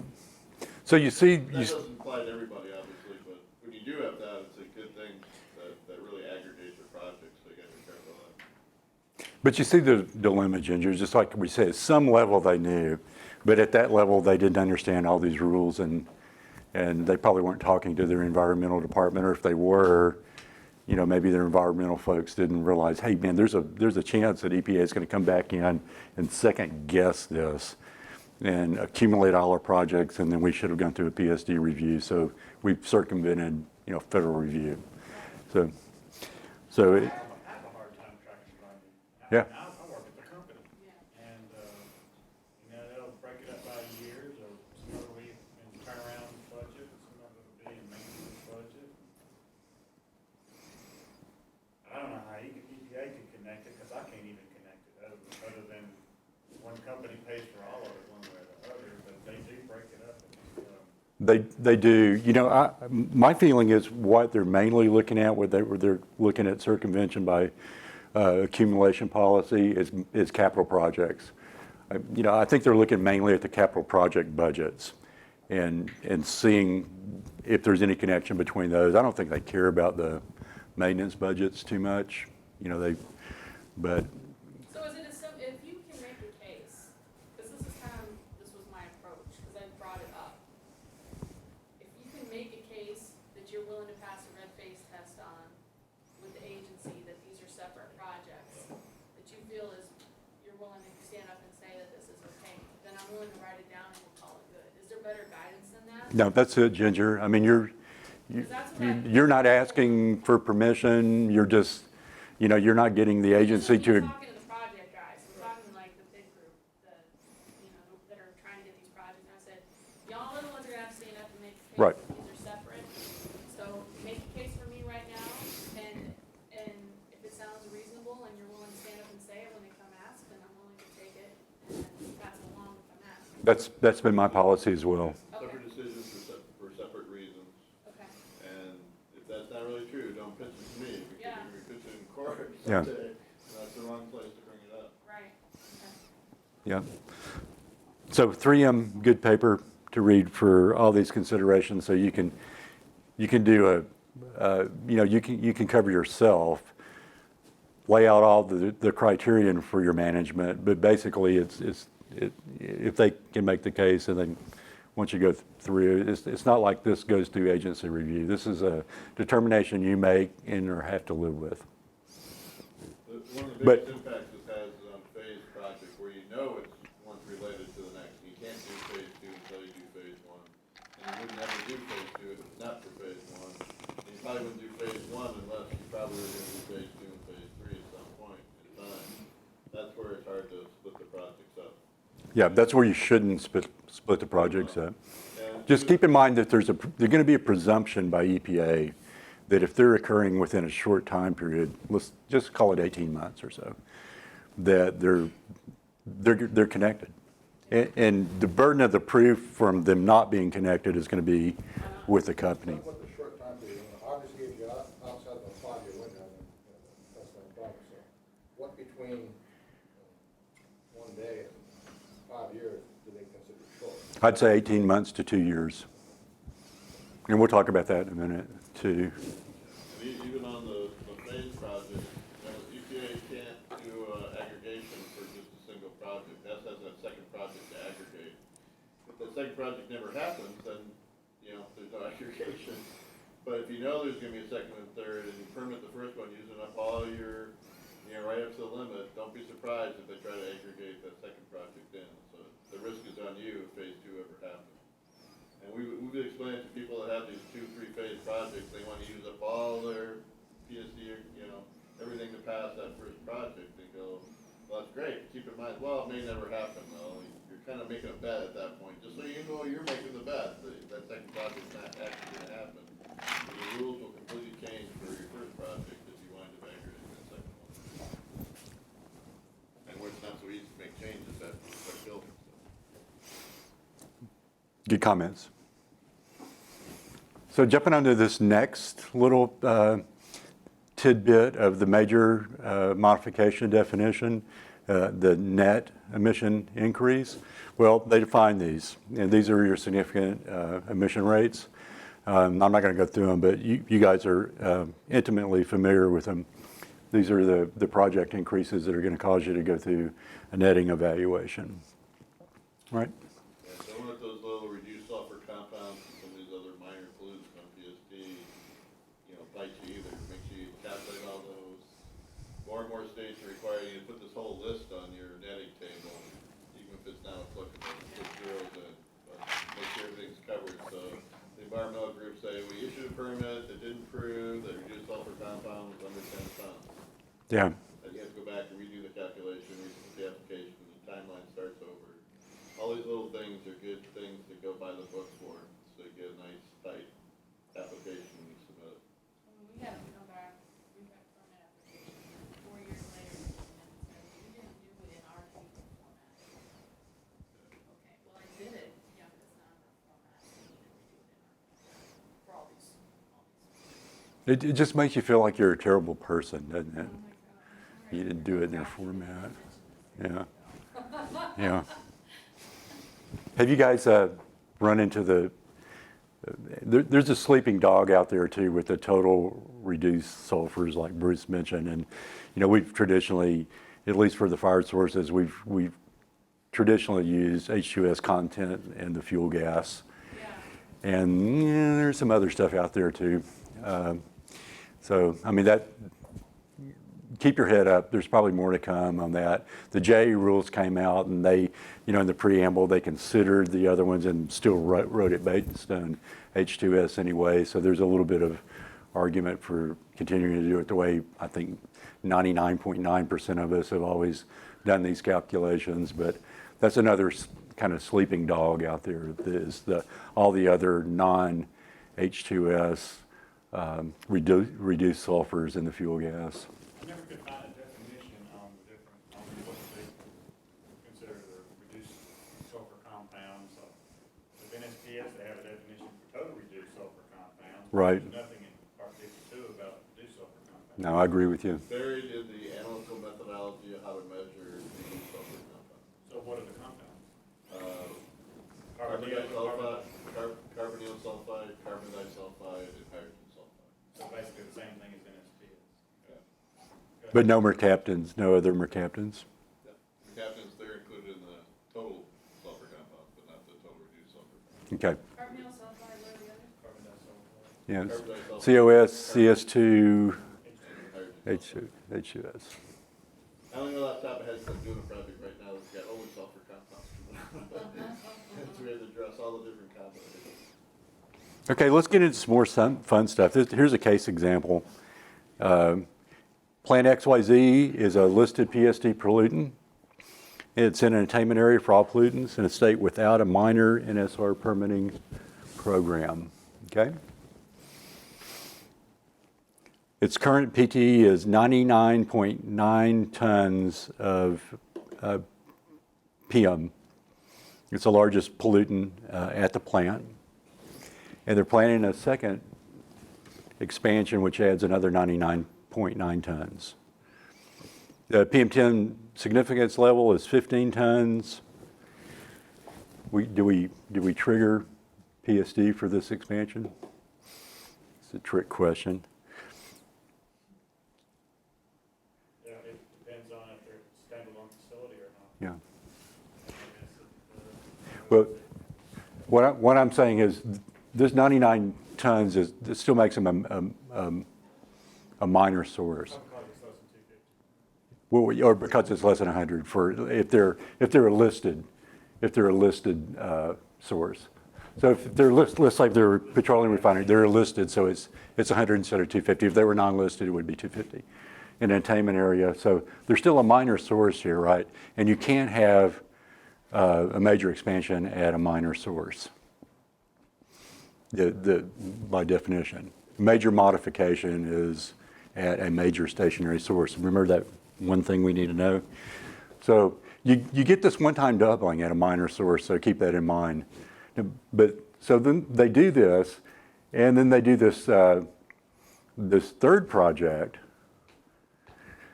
They add 14.9 tons where they trigger a PSD review. Slow. Did we Okay. trigger PSD the first time? No, we didn't, because They're a minor. yeah, because they were minor. But if they were a major source, if this first permit was 101 tons, and then they had a 15-ton increase, they would have triggered. But because they were minor, they could do this one-time doubling. Doesn't seem right, but that's the way the rules are written. You have to be major. But after the second project, they are major, right? So what if you had what if you did a permit? One of the things generating counter is kind of neat, but what if you wanted to come in and put in a facility that's 180 tons from scratch? That would be PSD. It would be. It absolutely would be, because that would be making a major modification, a major source. So how is this not considered, because it's already in existence, it's a loophole? Right. It's not when this second project came through, the source was still a minor source. So they didn't trigger PSD, but they became a major source. They became a major source at the second project, after the second project, right? It became a major source after they did that, planning the second train expansion. So what's the Correct. What's the difference in the permitting process? Well, if they would have started out with 100, the current PT would have been 101 instead of 99.1, then they would have been a major source, and the rules say, you know, if you have a physical change, changing the method of operation at a major source with a net emission increase, and we'll find that net emission increase for what else, is this 10 or, yeah, PM10 at 15 tons. If they would have been 101 tons here. No, that's the loophole, is because Yeah. net, it's the net emissions increase. Right. So then 15 tons would have triggered them, because they were already a major source. It would have been a significant emission increase at a major source. Is this a significant emission increase? Yeah, but since it's at a minor source, you get this one-time doubling without, this is an extreme case. I doubt if this would happen, but it could. But if you had the third project come through, well, you get 14.9 tons again without triggering. But if you're 15, you would trigger, because then you're a major source. So what's the terminology on a grassroots facility to put it, if you went in and started 180, what's the terminology? That would be, yeah, that would be a major source. Does that happen? Yeah. I mean, Oh, yeah, power yeah. plants, when they all went in the first time, they all tripped. They use major sources. Yeah. Even some of the new peaker plants that went in during the peaker plant craze 10 years ago were big enough to trip PSD right away. Hasn't been a new refinery built in a while, but a new refinery was down our big new chemical plant. Yeah. Here's another thing. This is the largest pollutant total at the plant. Because if they had over 100 tons of SO2, they would have been a major source too, and this wouldn't have worked. Right? But because they're still minor, they can do this. That's just but I don't know if any of you guys are minor sources, but it's just kind of an interesting, I consider it kind of a loophole too. Remember, PSD, once you're major for any pollutant, you're a major source for PSD evaluation. So you go right to the net. If you're non-attainment resources, your pollutant has to be the one that's a non-attainment, and pollutant by state to be major or not major for that non-attainment. Okay. All right, so we're still working our way through this one thing, this one definition, and now we're up to the term that would result in. It's an important term, often overlooked. But the emission increase must be associated with the project to make it a modification. And the agencies hate this. I mean, they hate it, but it's there and the courts have upheld it. But it's an important concept because when we start talking later about this able to accommodate, if you're able to accommodate these emissions before the project, then they're really not part of your project increase.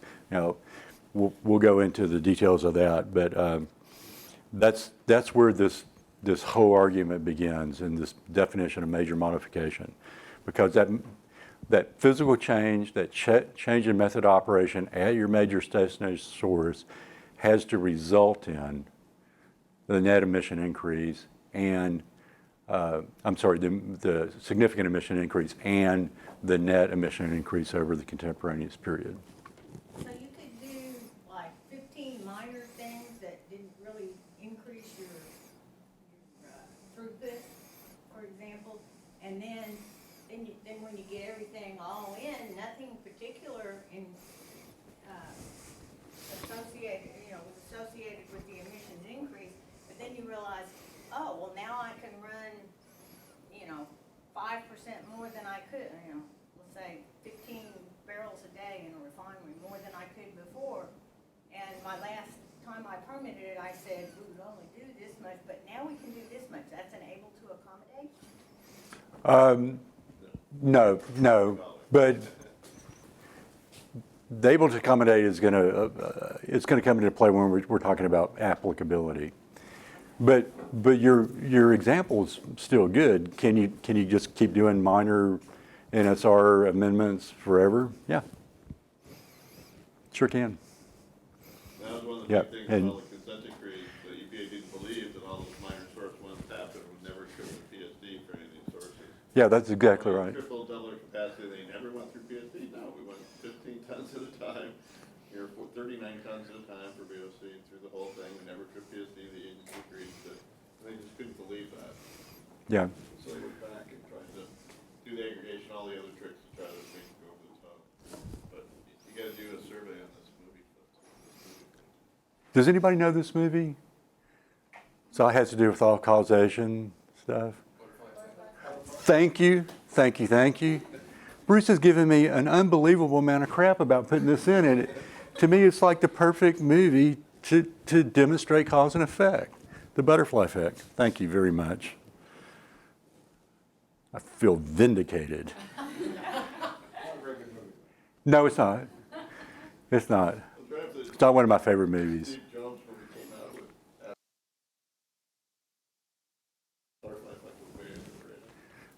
So let's don't get lost now. We've spent a lot of time and we're just talking about this one thing, right? So don't get lost in the one thing. Where are we now? Major modification means a physical change, changing the method of operation. We talked about that a little bit. Best identified through the exemptions, the things it's not, right? Of a major stationary source, not a minor stationary source, but a major stationary source, right? And how are we going to define that? It's going to be one of the listed PSD source categories. That's 100 tons. Non-listed ones, 250. Okay, here the major stationary source. Anybody got it? Contiguous and adjacent, right? Contiguous and adjacent. Common ownership and control. Wayne's World, right? JV, partners. Thank you, Ginger. That would result in butterfly effect, right? What's going to result in a significant emission increase. Cover what that was. That's all these things, right? All these tables. And now we're through step one. That we hadn't even talked about netting or anything yet, right? But we got all these things going on for us. So that's it. I'm going to keep going. Is that okay, Bruce? Yeah. So let's go through some just basic definitions now that we made this one. We made this one thing that you need to know. Now I'm going to throw in a few different definitions. And one is... Some words we haven't dissected. Yeah. Dissected in the process. quick pass of those two. Right, so let's talk about emission unit, because Texas calls these things facilities, right? But think of it, when you read the Texas rule and you're hearing the word facility and you're reading the federal rules, that's an emission unit, right? And it's any part of the facility that emits or has the potential to emit any NSR pollutant. So this is a heater, a boiler, your fugitives, all those things are emission units when you read the federal or facilities here in Texas. And under emission units, you got two kinds, new and existing. New units are units that have been in operation less than 2 years. That's going to be important in a minute, okay? And existing units are all the rest of them, everything else. So we got emission units, we got new ones, less than 2 years operation, or and then existing is everything else. Now we're going to go into a little bit of replacement units, temporary shutdowns, debottlenecks, increased utilization units.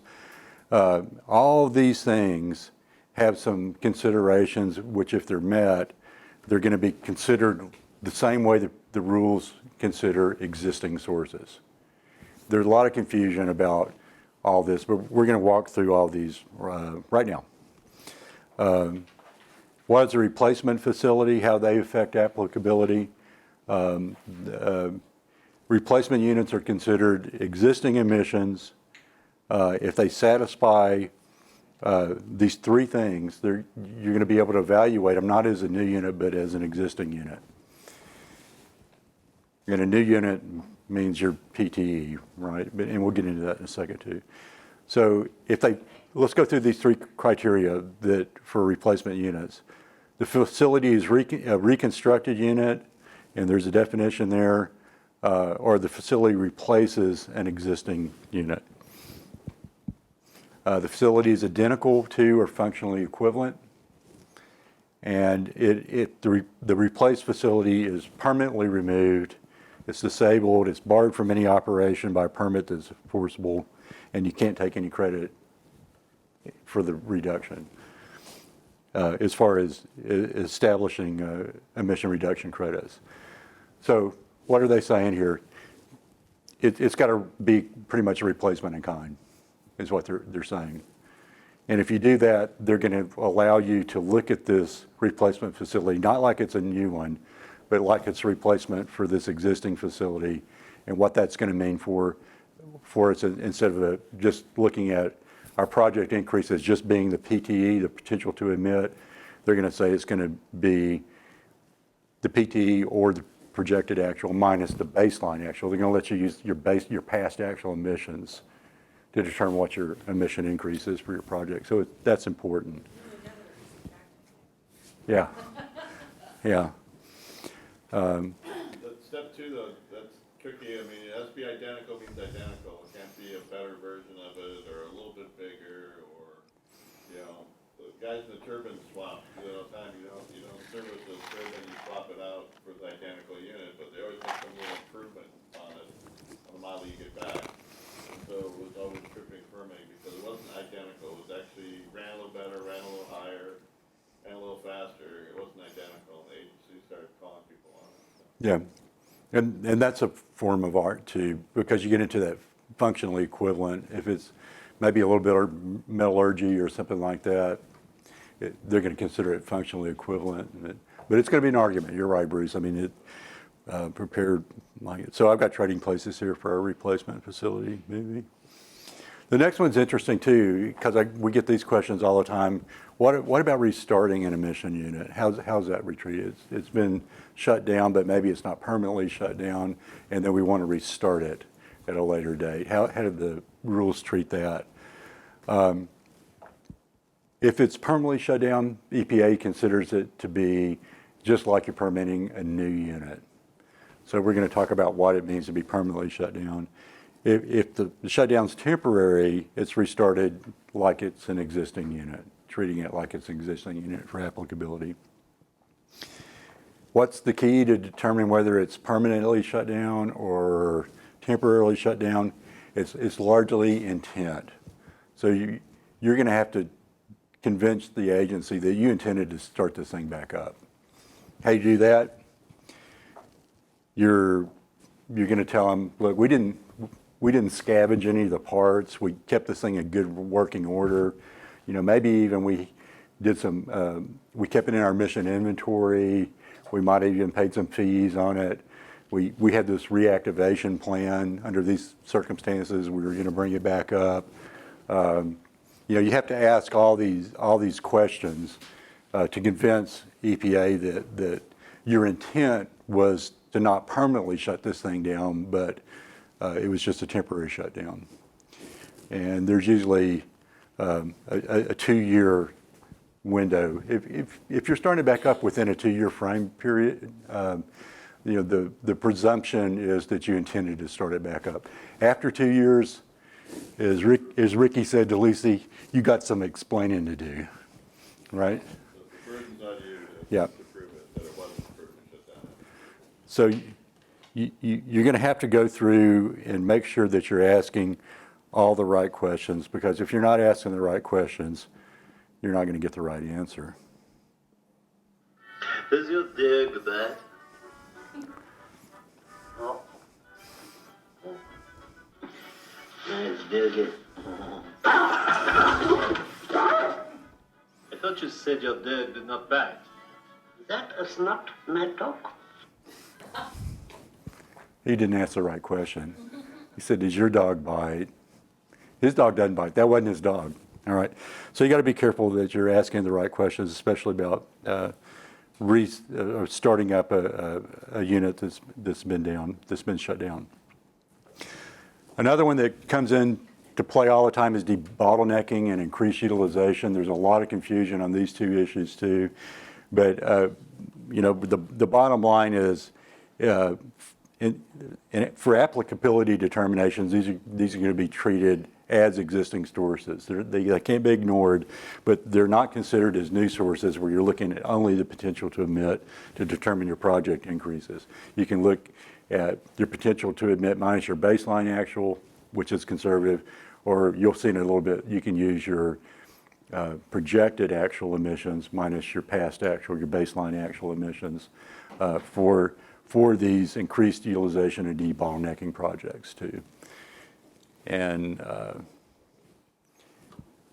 we'll probably go through a couple of points there. I'm just kind of going through all the things that are going to be treated as if they're emission units.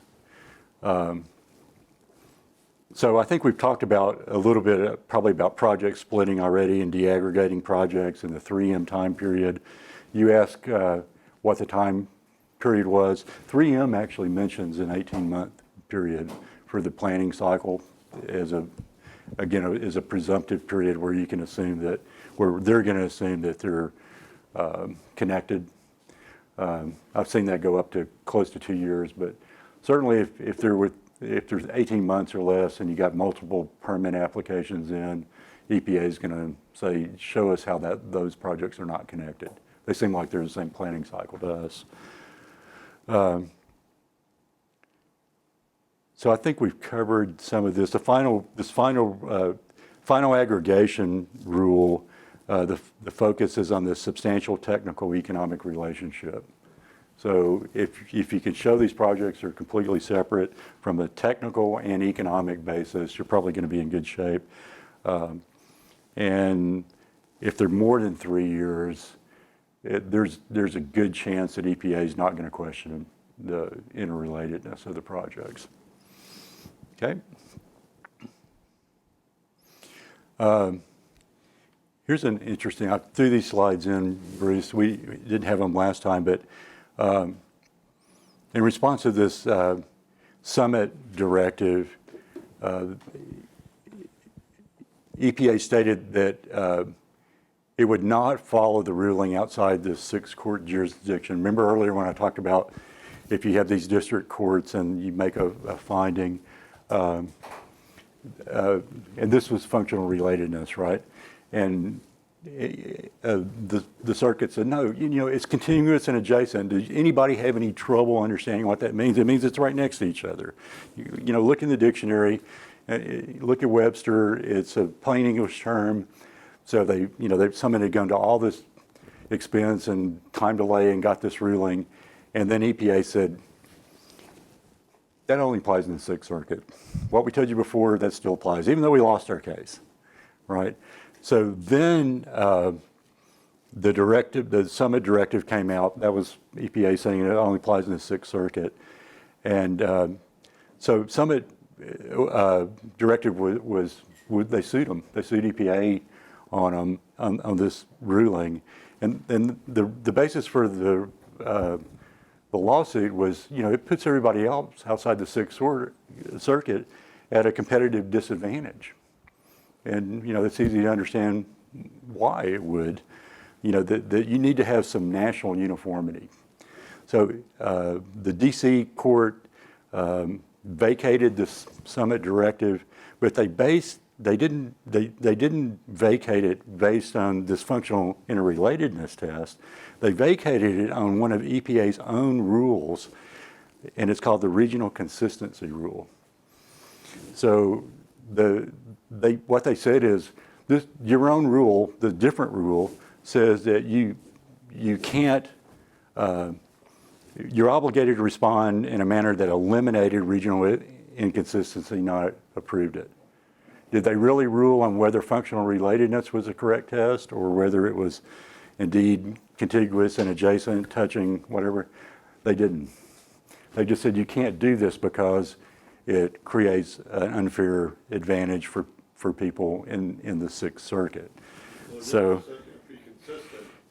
The other court ruling said what that consistency had to be, but they kind of separated the two concepts. Yeah, yeah. Law question here. Yeah. When you say DC circuit, is that a number or is there a separate DC circuit No, that that's applies to DC? Yeah, that's the circuit that applies to DC, the Sixth Circuit, yeah. Other circuit? Yeah. So the DC circuit Yeah. is not part of whatever circuit Virginia is in? I'll check, I thought it was. Yeah.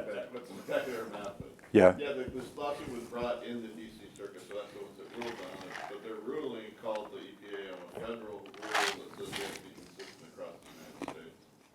So even though the ruling was made in that, it basically applies to all EPA, and all of EPA has to be consistent with the rules across the whole United States. Yep. Okay, my question when you say the DC circuit, is that the circuit before it goes to the Supreme Court, and is it a separate circuit than Virginia and Maryland and all those other things? It's not, it's part of that. It's part of the same group, right? Yeah, it's part of So that. why would the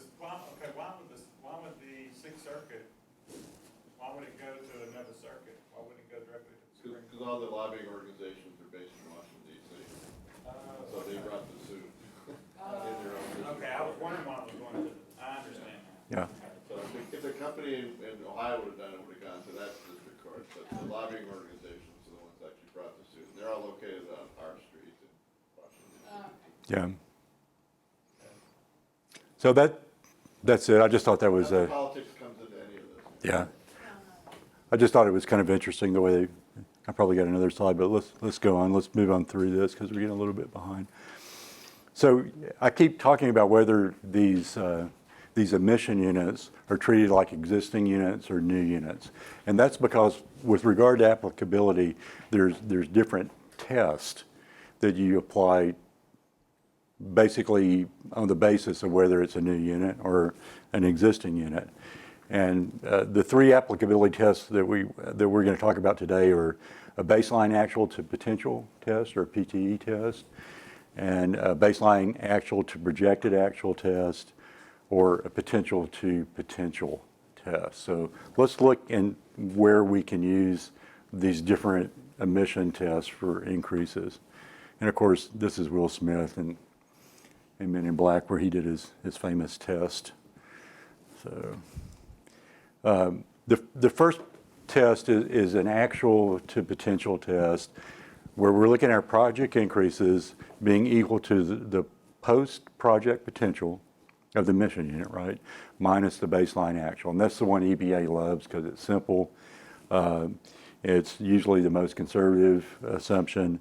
And of course, it's got to be used for new units. That's the reason it's important when we're having these replacement units and modified units, debottleneck units, to qualify them as an existing unit. So we don't we don't have to use a baseline actual of 0, the way we would with any new unit. Okay, baseline actual, is that like past actual for 2 years out of the last 10, or Okay, what defines baseline? that's a great question. And do you guys throw something at me like Bruce said, if I use past actual and baseline actual too loosely, because they have very, very important definitions. And the definition of baseline actual is the level of emissions that the emission unit actually emitted over a 24-month consecutive period over the past 10 years. Okay, baseline actual. And that was part of the new source reform rules. So that's the highest 2 out of the past 10. And that's what they refer to anytime you see baseline actual. Now, there's So it's the highest. the highest, out of yeah, the past 10. yeah. And the rule really says 24 consecutive months out of the last 10, but we shorten it to the highest 2 out You of don't 10. have to pick the highest, you pick the most representative, but it's to your advantage to pick the highest. Yep. And So And generally, you can extend that if like you had a turnaround outage for a month and a half in there, you can Yep. extend it, right? Yeah, you can negotiate that. Although it's harder to negotiate that baseline actual definition because it does go back 10 years, and EPA says, you should have some period in there in 10 years. But the second part of your question is past actual. And past actual, I'm jumping way ahead, so we'll cover it again. So past actual is the 2-year period before the change that represents, there's a representative emission period. So that's the one where you can go back a little bit further if you want to. Now, where do you use baseline and where do you use actual? It's tricky. We're talking about the reform rules with regard to just determining whether we're applicable to PSD or not. And that's where we use baseline actuals almost exclusively. But EPA has said recently, and Texas has agreed, that once you get out of this applicability determination in step 1, it's past actuals. So you're almost keeping 2 sets of books. It's like, let's say that we trigger PSD and we got to do our dispersion modeling, and we do our dispersion modeling now based on the PTE minus the past actual, the last 2-year actual. So you're keeping 2 sets of books. I mean, it's just crazy. But some programs, if it's not a delegated program, it defaults directly to EPA. Some states have written into it as past actuals rather than baseline actuals. yeah, as well.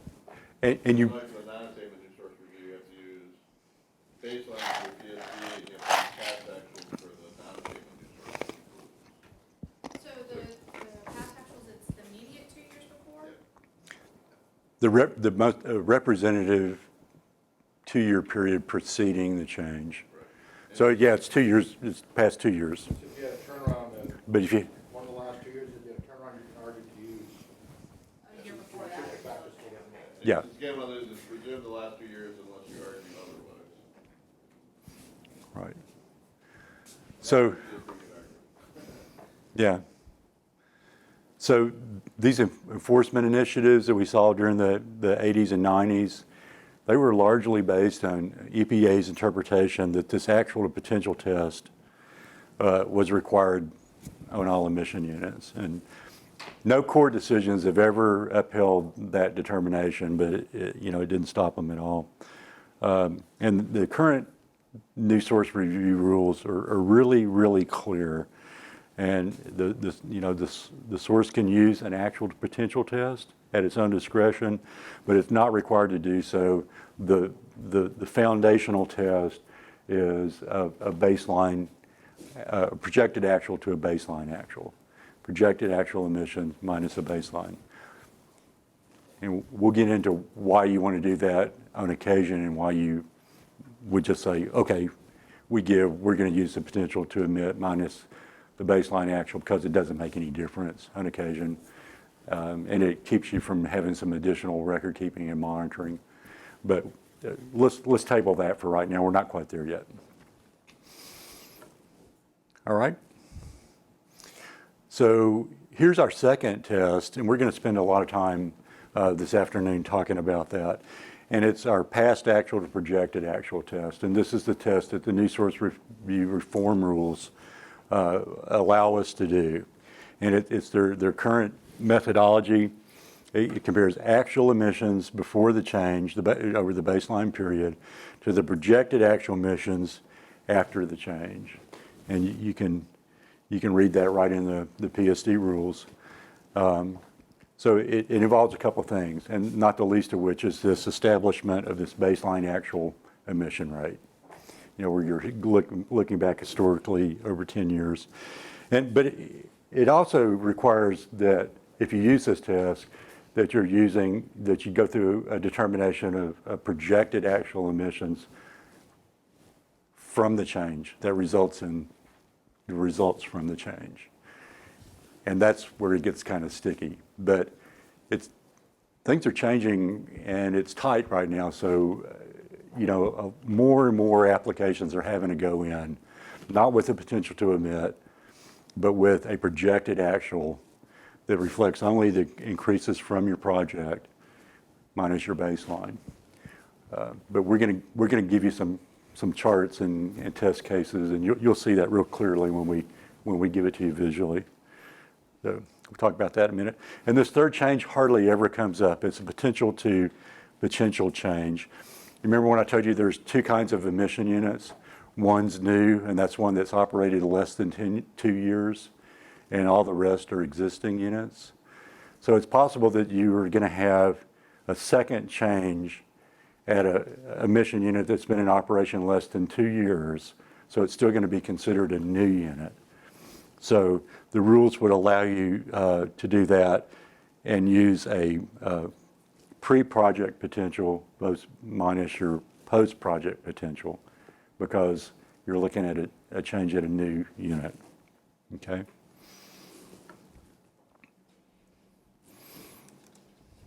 Dangerfield.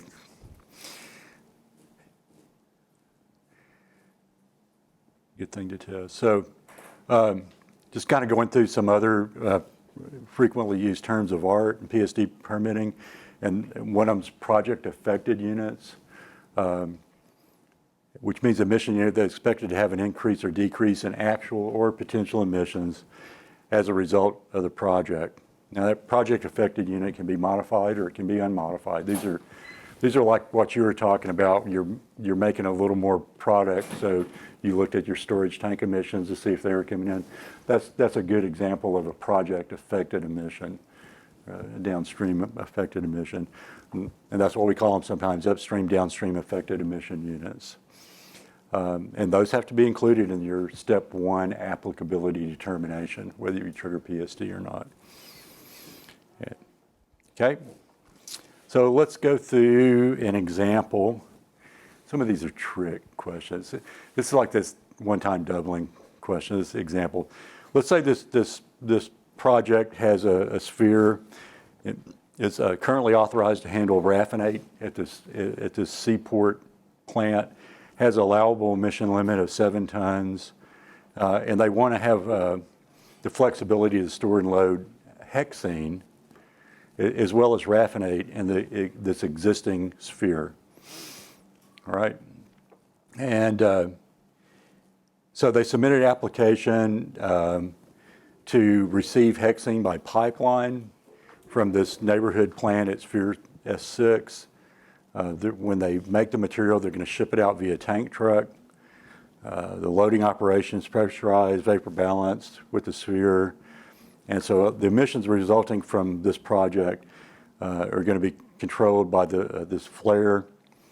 And they're also going to authorize some MSS activities associated with the sphere. And those emissions are also routed to a flare. So basically you got this process that's set up to handle raffinate. Now they want to do it for hexene. And they're trying to figure out how do you get that authorized, right? So they determined that the project increases are going to be a projected actual emission minus their baseline actual emission. And their rationale is because hexene is a new product, new stream composition being handled at the facility, there's no prior existing actual emissions, to consider as their baseline actuals. And for federal review purposes, they're gonna set their baseline at 0, and the project emission increase is the same as the projected actual increase. Right, so they're saying, you know, it's a new product, we're gonna consider this to be, have a baseline of 0, and they're gonna establish their application around that. There is non-attainment for ozone with a netting threshold of 5 tons, major definition of 25 tons. So here's the way it looks like. They got these fugitive increases, and they're saying because it's a new compound, the baseline actual is 0 all the way through here. And the projected actual, they've done their calculations and added them up. Their project emission increase is the same thing, and they're less than 5 tons, so they don't have to do a netting analysis. They're finished. So because they're less than 5 tons. So since the 4.8 is less than 5, needed to trigger contemporaneous netting, federal analysis is complete. Sorry, that actually brings up a question that I have. So VOC, I mean, the trigger point is for VOC itself. And so when you do a change that changes the type of VOC, you then have to go down to 0 rather than going to baseline from your other VOC? Bingo!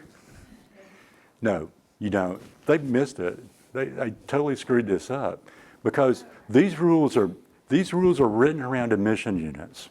They're not written around a new process. They're not written around a new product.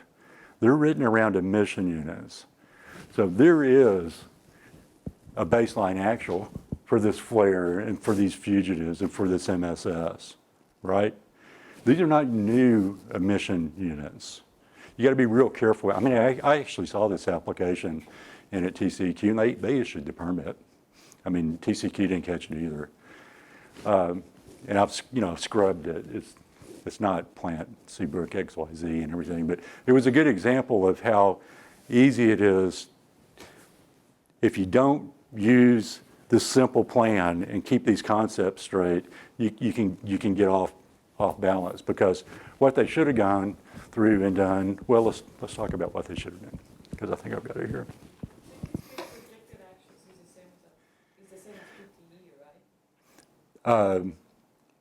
In this case, they were saying that it was because, but we're going to go into that in pretty great detail this afternoon as well. So the state issues this permit, and it's got allowables, and I'm probably going to skip over some of this right now. But let's just say 3 years later, the project was audited for any number of reasons. Just pick one. Maybe it was a 114 request. Maybe it was a due diligence effort from a buyer that wanted to buy this plant XYZ. Maybe it was just the next permit action where this was on the contemporaneous emission window. Whatever it was, they started looking at this project 3 years later and determined, what is this baseline actual in the PT really based on? Is it based on the project, or is it based on these affected emission sources? Sphere 6 and the control. So, of course, I've already given no one. I think you had a light bulb go off. And you're right. I mean, it's based on it's evaluated on an emission unit by emission unit basis. I threw in a Men in Black quote. Anything about that seem unusual to you? So it did to you, no one. It seemed unusual, so it's a good catch. Because 5221B defines actual emissions as the actual rate of emissions of a pollutant from an emission unit, not from a project. Okay. So it's defining VOC as the pollutant. So it doesn't Correct. matter what kind of VOC. If it's a VOC, that's what you're dealing with. Correct. From a federal level, and This particular project has VOC. It could be any pollutant that's emitted for all of them. yeah. Well, I'm just thinking from the exchanging points. If I'm exchanging, ethylene for propylene, but let's just say it's the same emission, it won't matter. Right. So the regulated pollutant in terms of PSD when we went through our charts of regulated pollutant, we spent a lot of time talking about TRS and H2S and all that kind of stuff. But the regulated pollutant for VOC in terms of PSD is VOC. Yeah. Yeah. So there's also a memorandum that states for the purposes of defining emission unit, the control equipment can be included as part of the emission unit. I'm not even going to go there with you. I think that was a bad decision. I don't see, in other words, they could consider the flare part of the actual emission unit instead of the sphere, only the sphere, but the sphere and the flare. But this was really a one-off kind of flaky case, but I put it in your jump drive to let you read more about it. So the likely findings after you went through your audit was that this baseline actual for the existing flare was 7 tons, and we had an allowable of 13.68. So when we go through the math and get our project increases, they're going to be the 13.68 minus the 7, which equals, instead of 4.5, so whatever it was, it's now over 5. It's 6.68. They should have gone through a netting exercise to determine that they didn't trigger, in this case, non-attainment review, which could have been LER and offsets and everything else. Okay? Do they have to do potential minus baseline actual, or could they have used one of the other methods? They should have used either potential minus baseline actual or projected actual minus baseline actual for this test. It was their discretion.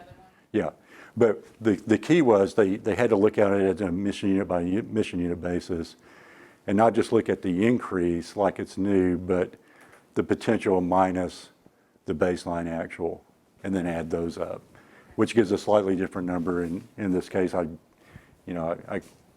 jacked it up to where it made a difference. So because they wanted to preserve the raffinate emissions that they had to begin with, and they didn't want to close those down when they had the excess. So you had to do the before and after raffinate and have the excess at the top of it, so it wound up being more.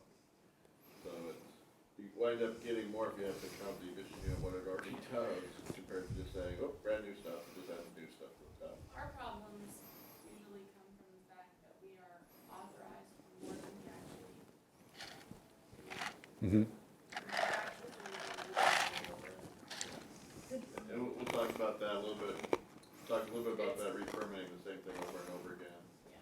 Because your allowables are always more than your actuals. Next time you do another analysis, you get started over and count it all over like it never existed. So I've got an obscure movie, Idiocracy, but I'm not going to read it because it's long. But it involves Brondo, the thirst mutilator, so you can read it later. Let's talk about debottlenecking just for a brief moment. Does everybody feel like they know what debottlenecking is?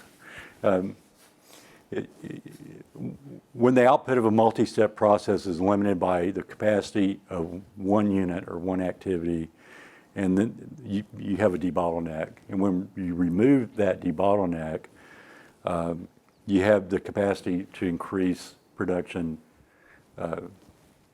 downstream, or maybe even upstream. The example I've thrown in here is if a paper cutter at the end of a printing line is replaced with a new paper cutter that can handle a larger volume of paper quicker, such that more printing will be performed and emissions will increase. The cutter has no emissions by itself, right? But that was the bottleneck. You remove that, and in replacing that cutter, the bottleneck on the printing process, which is an emission increase, has been removed. So you have to permit that emission increase from the printer when you replace that cutter, and it's counted as a baseline projected actual minus a baseline actual when you do it. So, all these things, almost everything you talk about, you get back to where you're using that existing emission unit test, which is projected actual minus baseline actual. And we're going to clarify that in just a moment. Same thing for non-modified support facilities. It's just going to work the same way. The case example is a new polyethylene facility at existing major stationary stores. It's going to require some steam. It's going to be supplied by the existing boilers. There's not going to be any physical change, not going to be any change in method of operation on those boilers. And in this case, the EPA agreed that, and this is a union carbide case, it's in your library too, the potential emissions from the new polyethylene facility at maximum production capacity, right, plus the increased emissions from the existing boilers attributable to the new facility.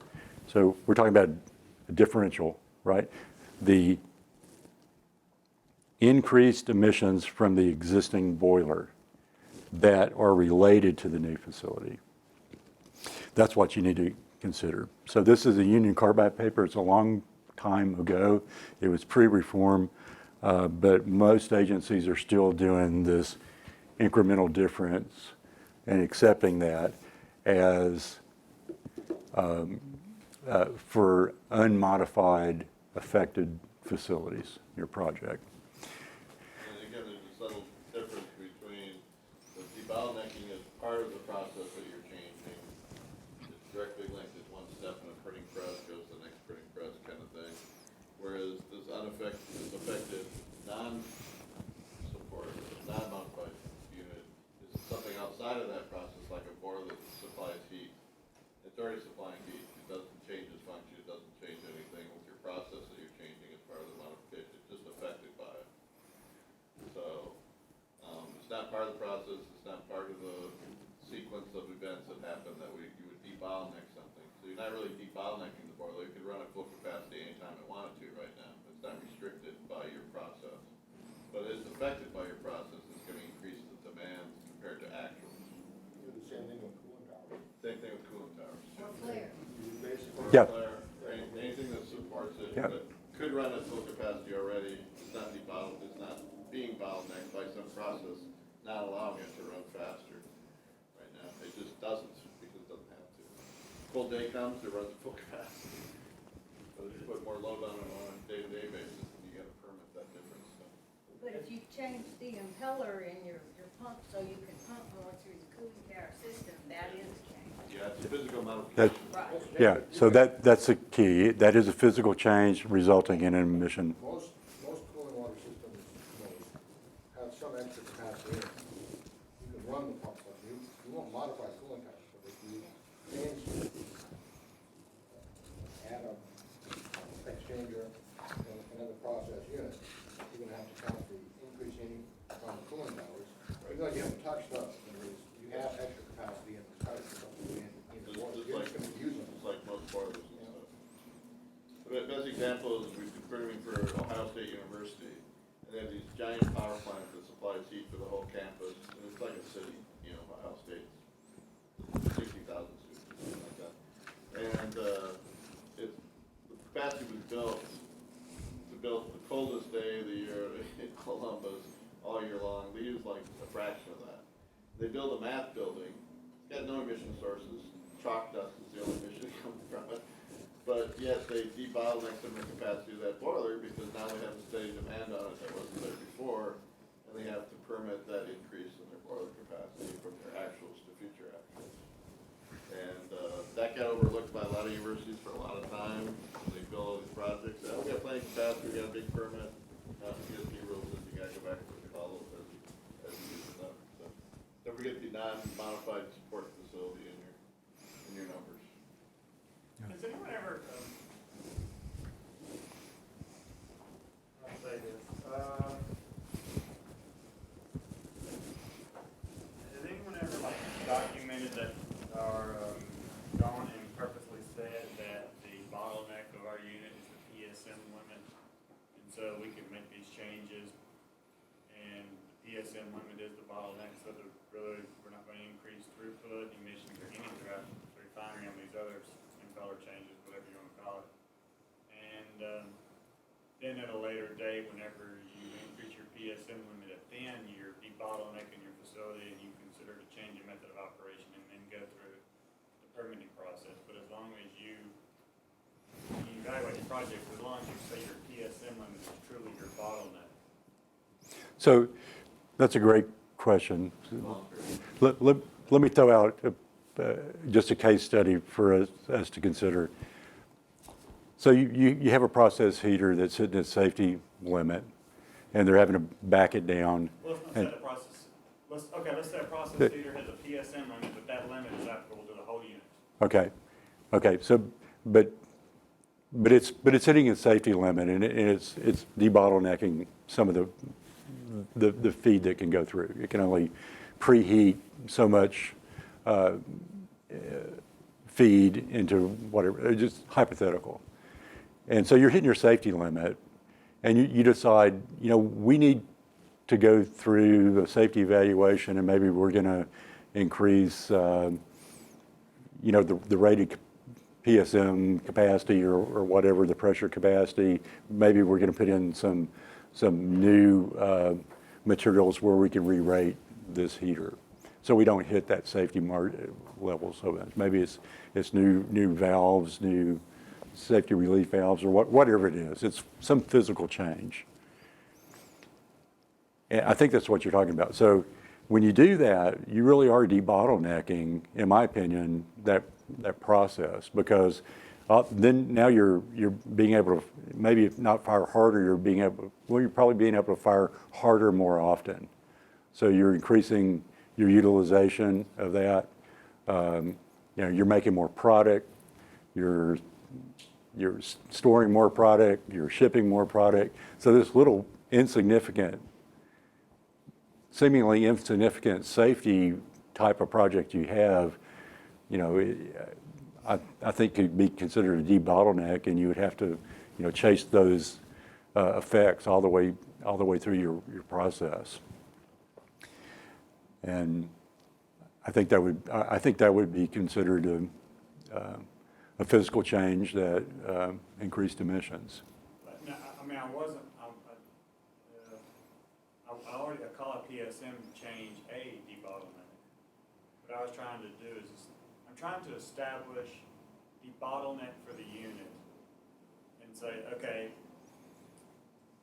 here is the bottleneck, and I'm making other changes along the way that have no effect on the rate or perceivable or rate or increase in unit throughput, or I guess a term engineers like to throw at me is no measurable difference. Yeah, I get that one a lot. No measurable difference. Now, they expect some return, otherwise they wouldn't. They expect some return, otherwise they wouldn't do it. But it's very small projects here, there, that they, as they say, there's no measurable difference. However, they cannot guarantee that heater will not fire a little bit harder, and I believe them. Yeah, sure. But instead of having to, because Louisiana is a little bit different in that we don't have that threshold. If you increase emissions a pound, you got to get a permit. So we permit 20, 30 capital projects a year. So instead of having to make them wait 4, 5, 6 months to get a permit for something that could potentially increase emissions 20 pounds, I want to be able to say that I don't need to permit this at all, and just say that this is my PSM limit. It is the bottleneck in the whole unit, and therefore this project that has no measurable decrease in emissions, because there's always a physical change with a change in method of operation and increase emissions 20 or 30 pounds. But I would like to be able to say the PSM limit is my true bottleneck. Yeah. And that I wouldn't need to get a permit for that capital project for that unit unless we modify our PSM limit. Does that make any sense? Yeah, it does. It does. And you're saying you want to, in Louisiana terms, it's like a variance?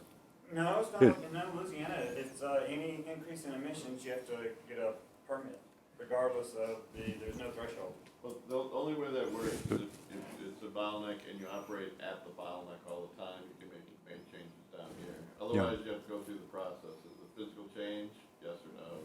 Yeah. Does it increase the emissions compared to actual emissions? Yes or no?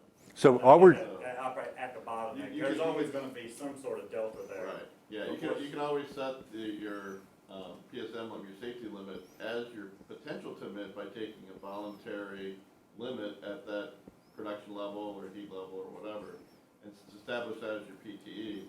But having a PTE for anything doesn't get you out of anything that goes on underneath it for a new source review, unfortunately. Yeah, so You got a big boiler that's permitted for 1,000 tons, and you're only operating at 20, and you do a physical modification that raises it to 30, even though you're permitted for 1,000, you still gotta go through new source review calculations to see if it's over the threshold or not. Yeah, and it's So- not the 10 tons, it's truly the ones that, you know, increase emissions by, you know, a couple of 100 pounds. yeah, so those are easy. I mean, because keep in mind, all we're doing at this point is determining whether federal PSD review applies. That's what we're talking about. We haven't progressed past that point at all. So in your case, I just think a record to file saying, but I think you want to do that diligence. I think you want to say, we've got a PSD debottleneck, a PSM debottleneck here. It's probably going to be 50 pounds here, but chase it on down to the tank. It could be, another 1,000 gallons, whatever. We've gone through all that. And just, We now had some Louisiana insights. No, we've gone through that whole process. yeah. So all you want to do is just show in your files that. Well, there's no file, you have to permit it. That's the whole problem. No, I'm talking about your internal files. If anybody ever comes back, just your environmental No, you have to files. permit it before you can allow them to do it. No, I know. No. It's a pre-construction. Yeah, I'm getting there, but all part of that is just evaluation that I did not trigger PSD. Now we have that 1 ton, you're going to have to go through your regular minor state permitting exercise, whether you're in Louisiana, Texas, whatever, to get that amount authorized. But you're not going to be worried about PSD or non-attainment review for it. And I would just make sure that, even if, in Texas, what we do is put in a permit by rule. In Louisiana, I know y'all have several things that are very similar for de minimis type levels of activity, or maybe you just go for a permit amendment. But you're going to go through your normal routine. All we've done here is say, look, we've done our due diligence to show that this little insignificant change didn't cause us to trigger a netting review, or so PSD is not applicable. Potential emission never gets you out of the requirement for a permit. Right. The quick answer. But it's a great question. It's a great example because it illustrates how sometimes, I've heard people say, hey, I'm just doing a jump over line. I'm just connecting 2 pipes that haven't been connected before. All I've got is a few fugitive components. Well, at one level, yes, that's what your physical change is, but if that jump over line enables you to increase your production by this amount, then you need to chase those emissions all the way across the dock or whatever into the rail car and convince yourself that I didn't trigger a netting analysis.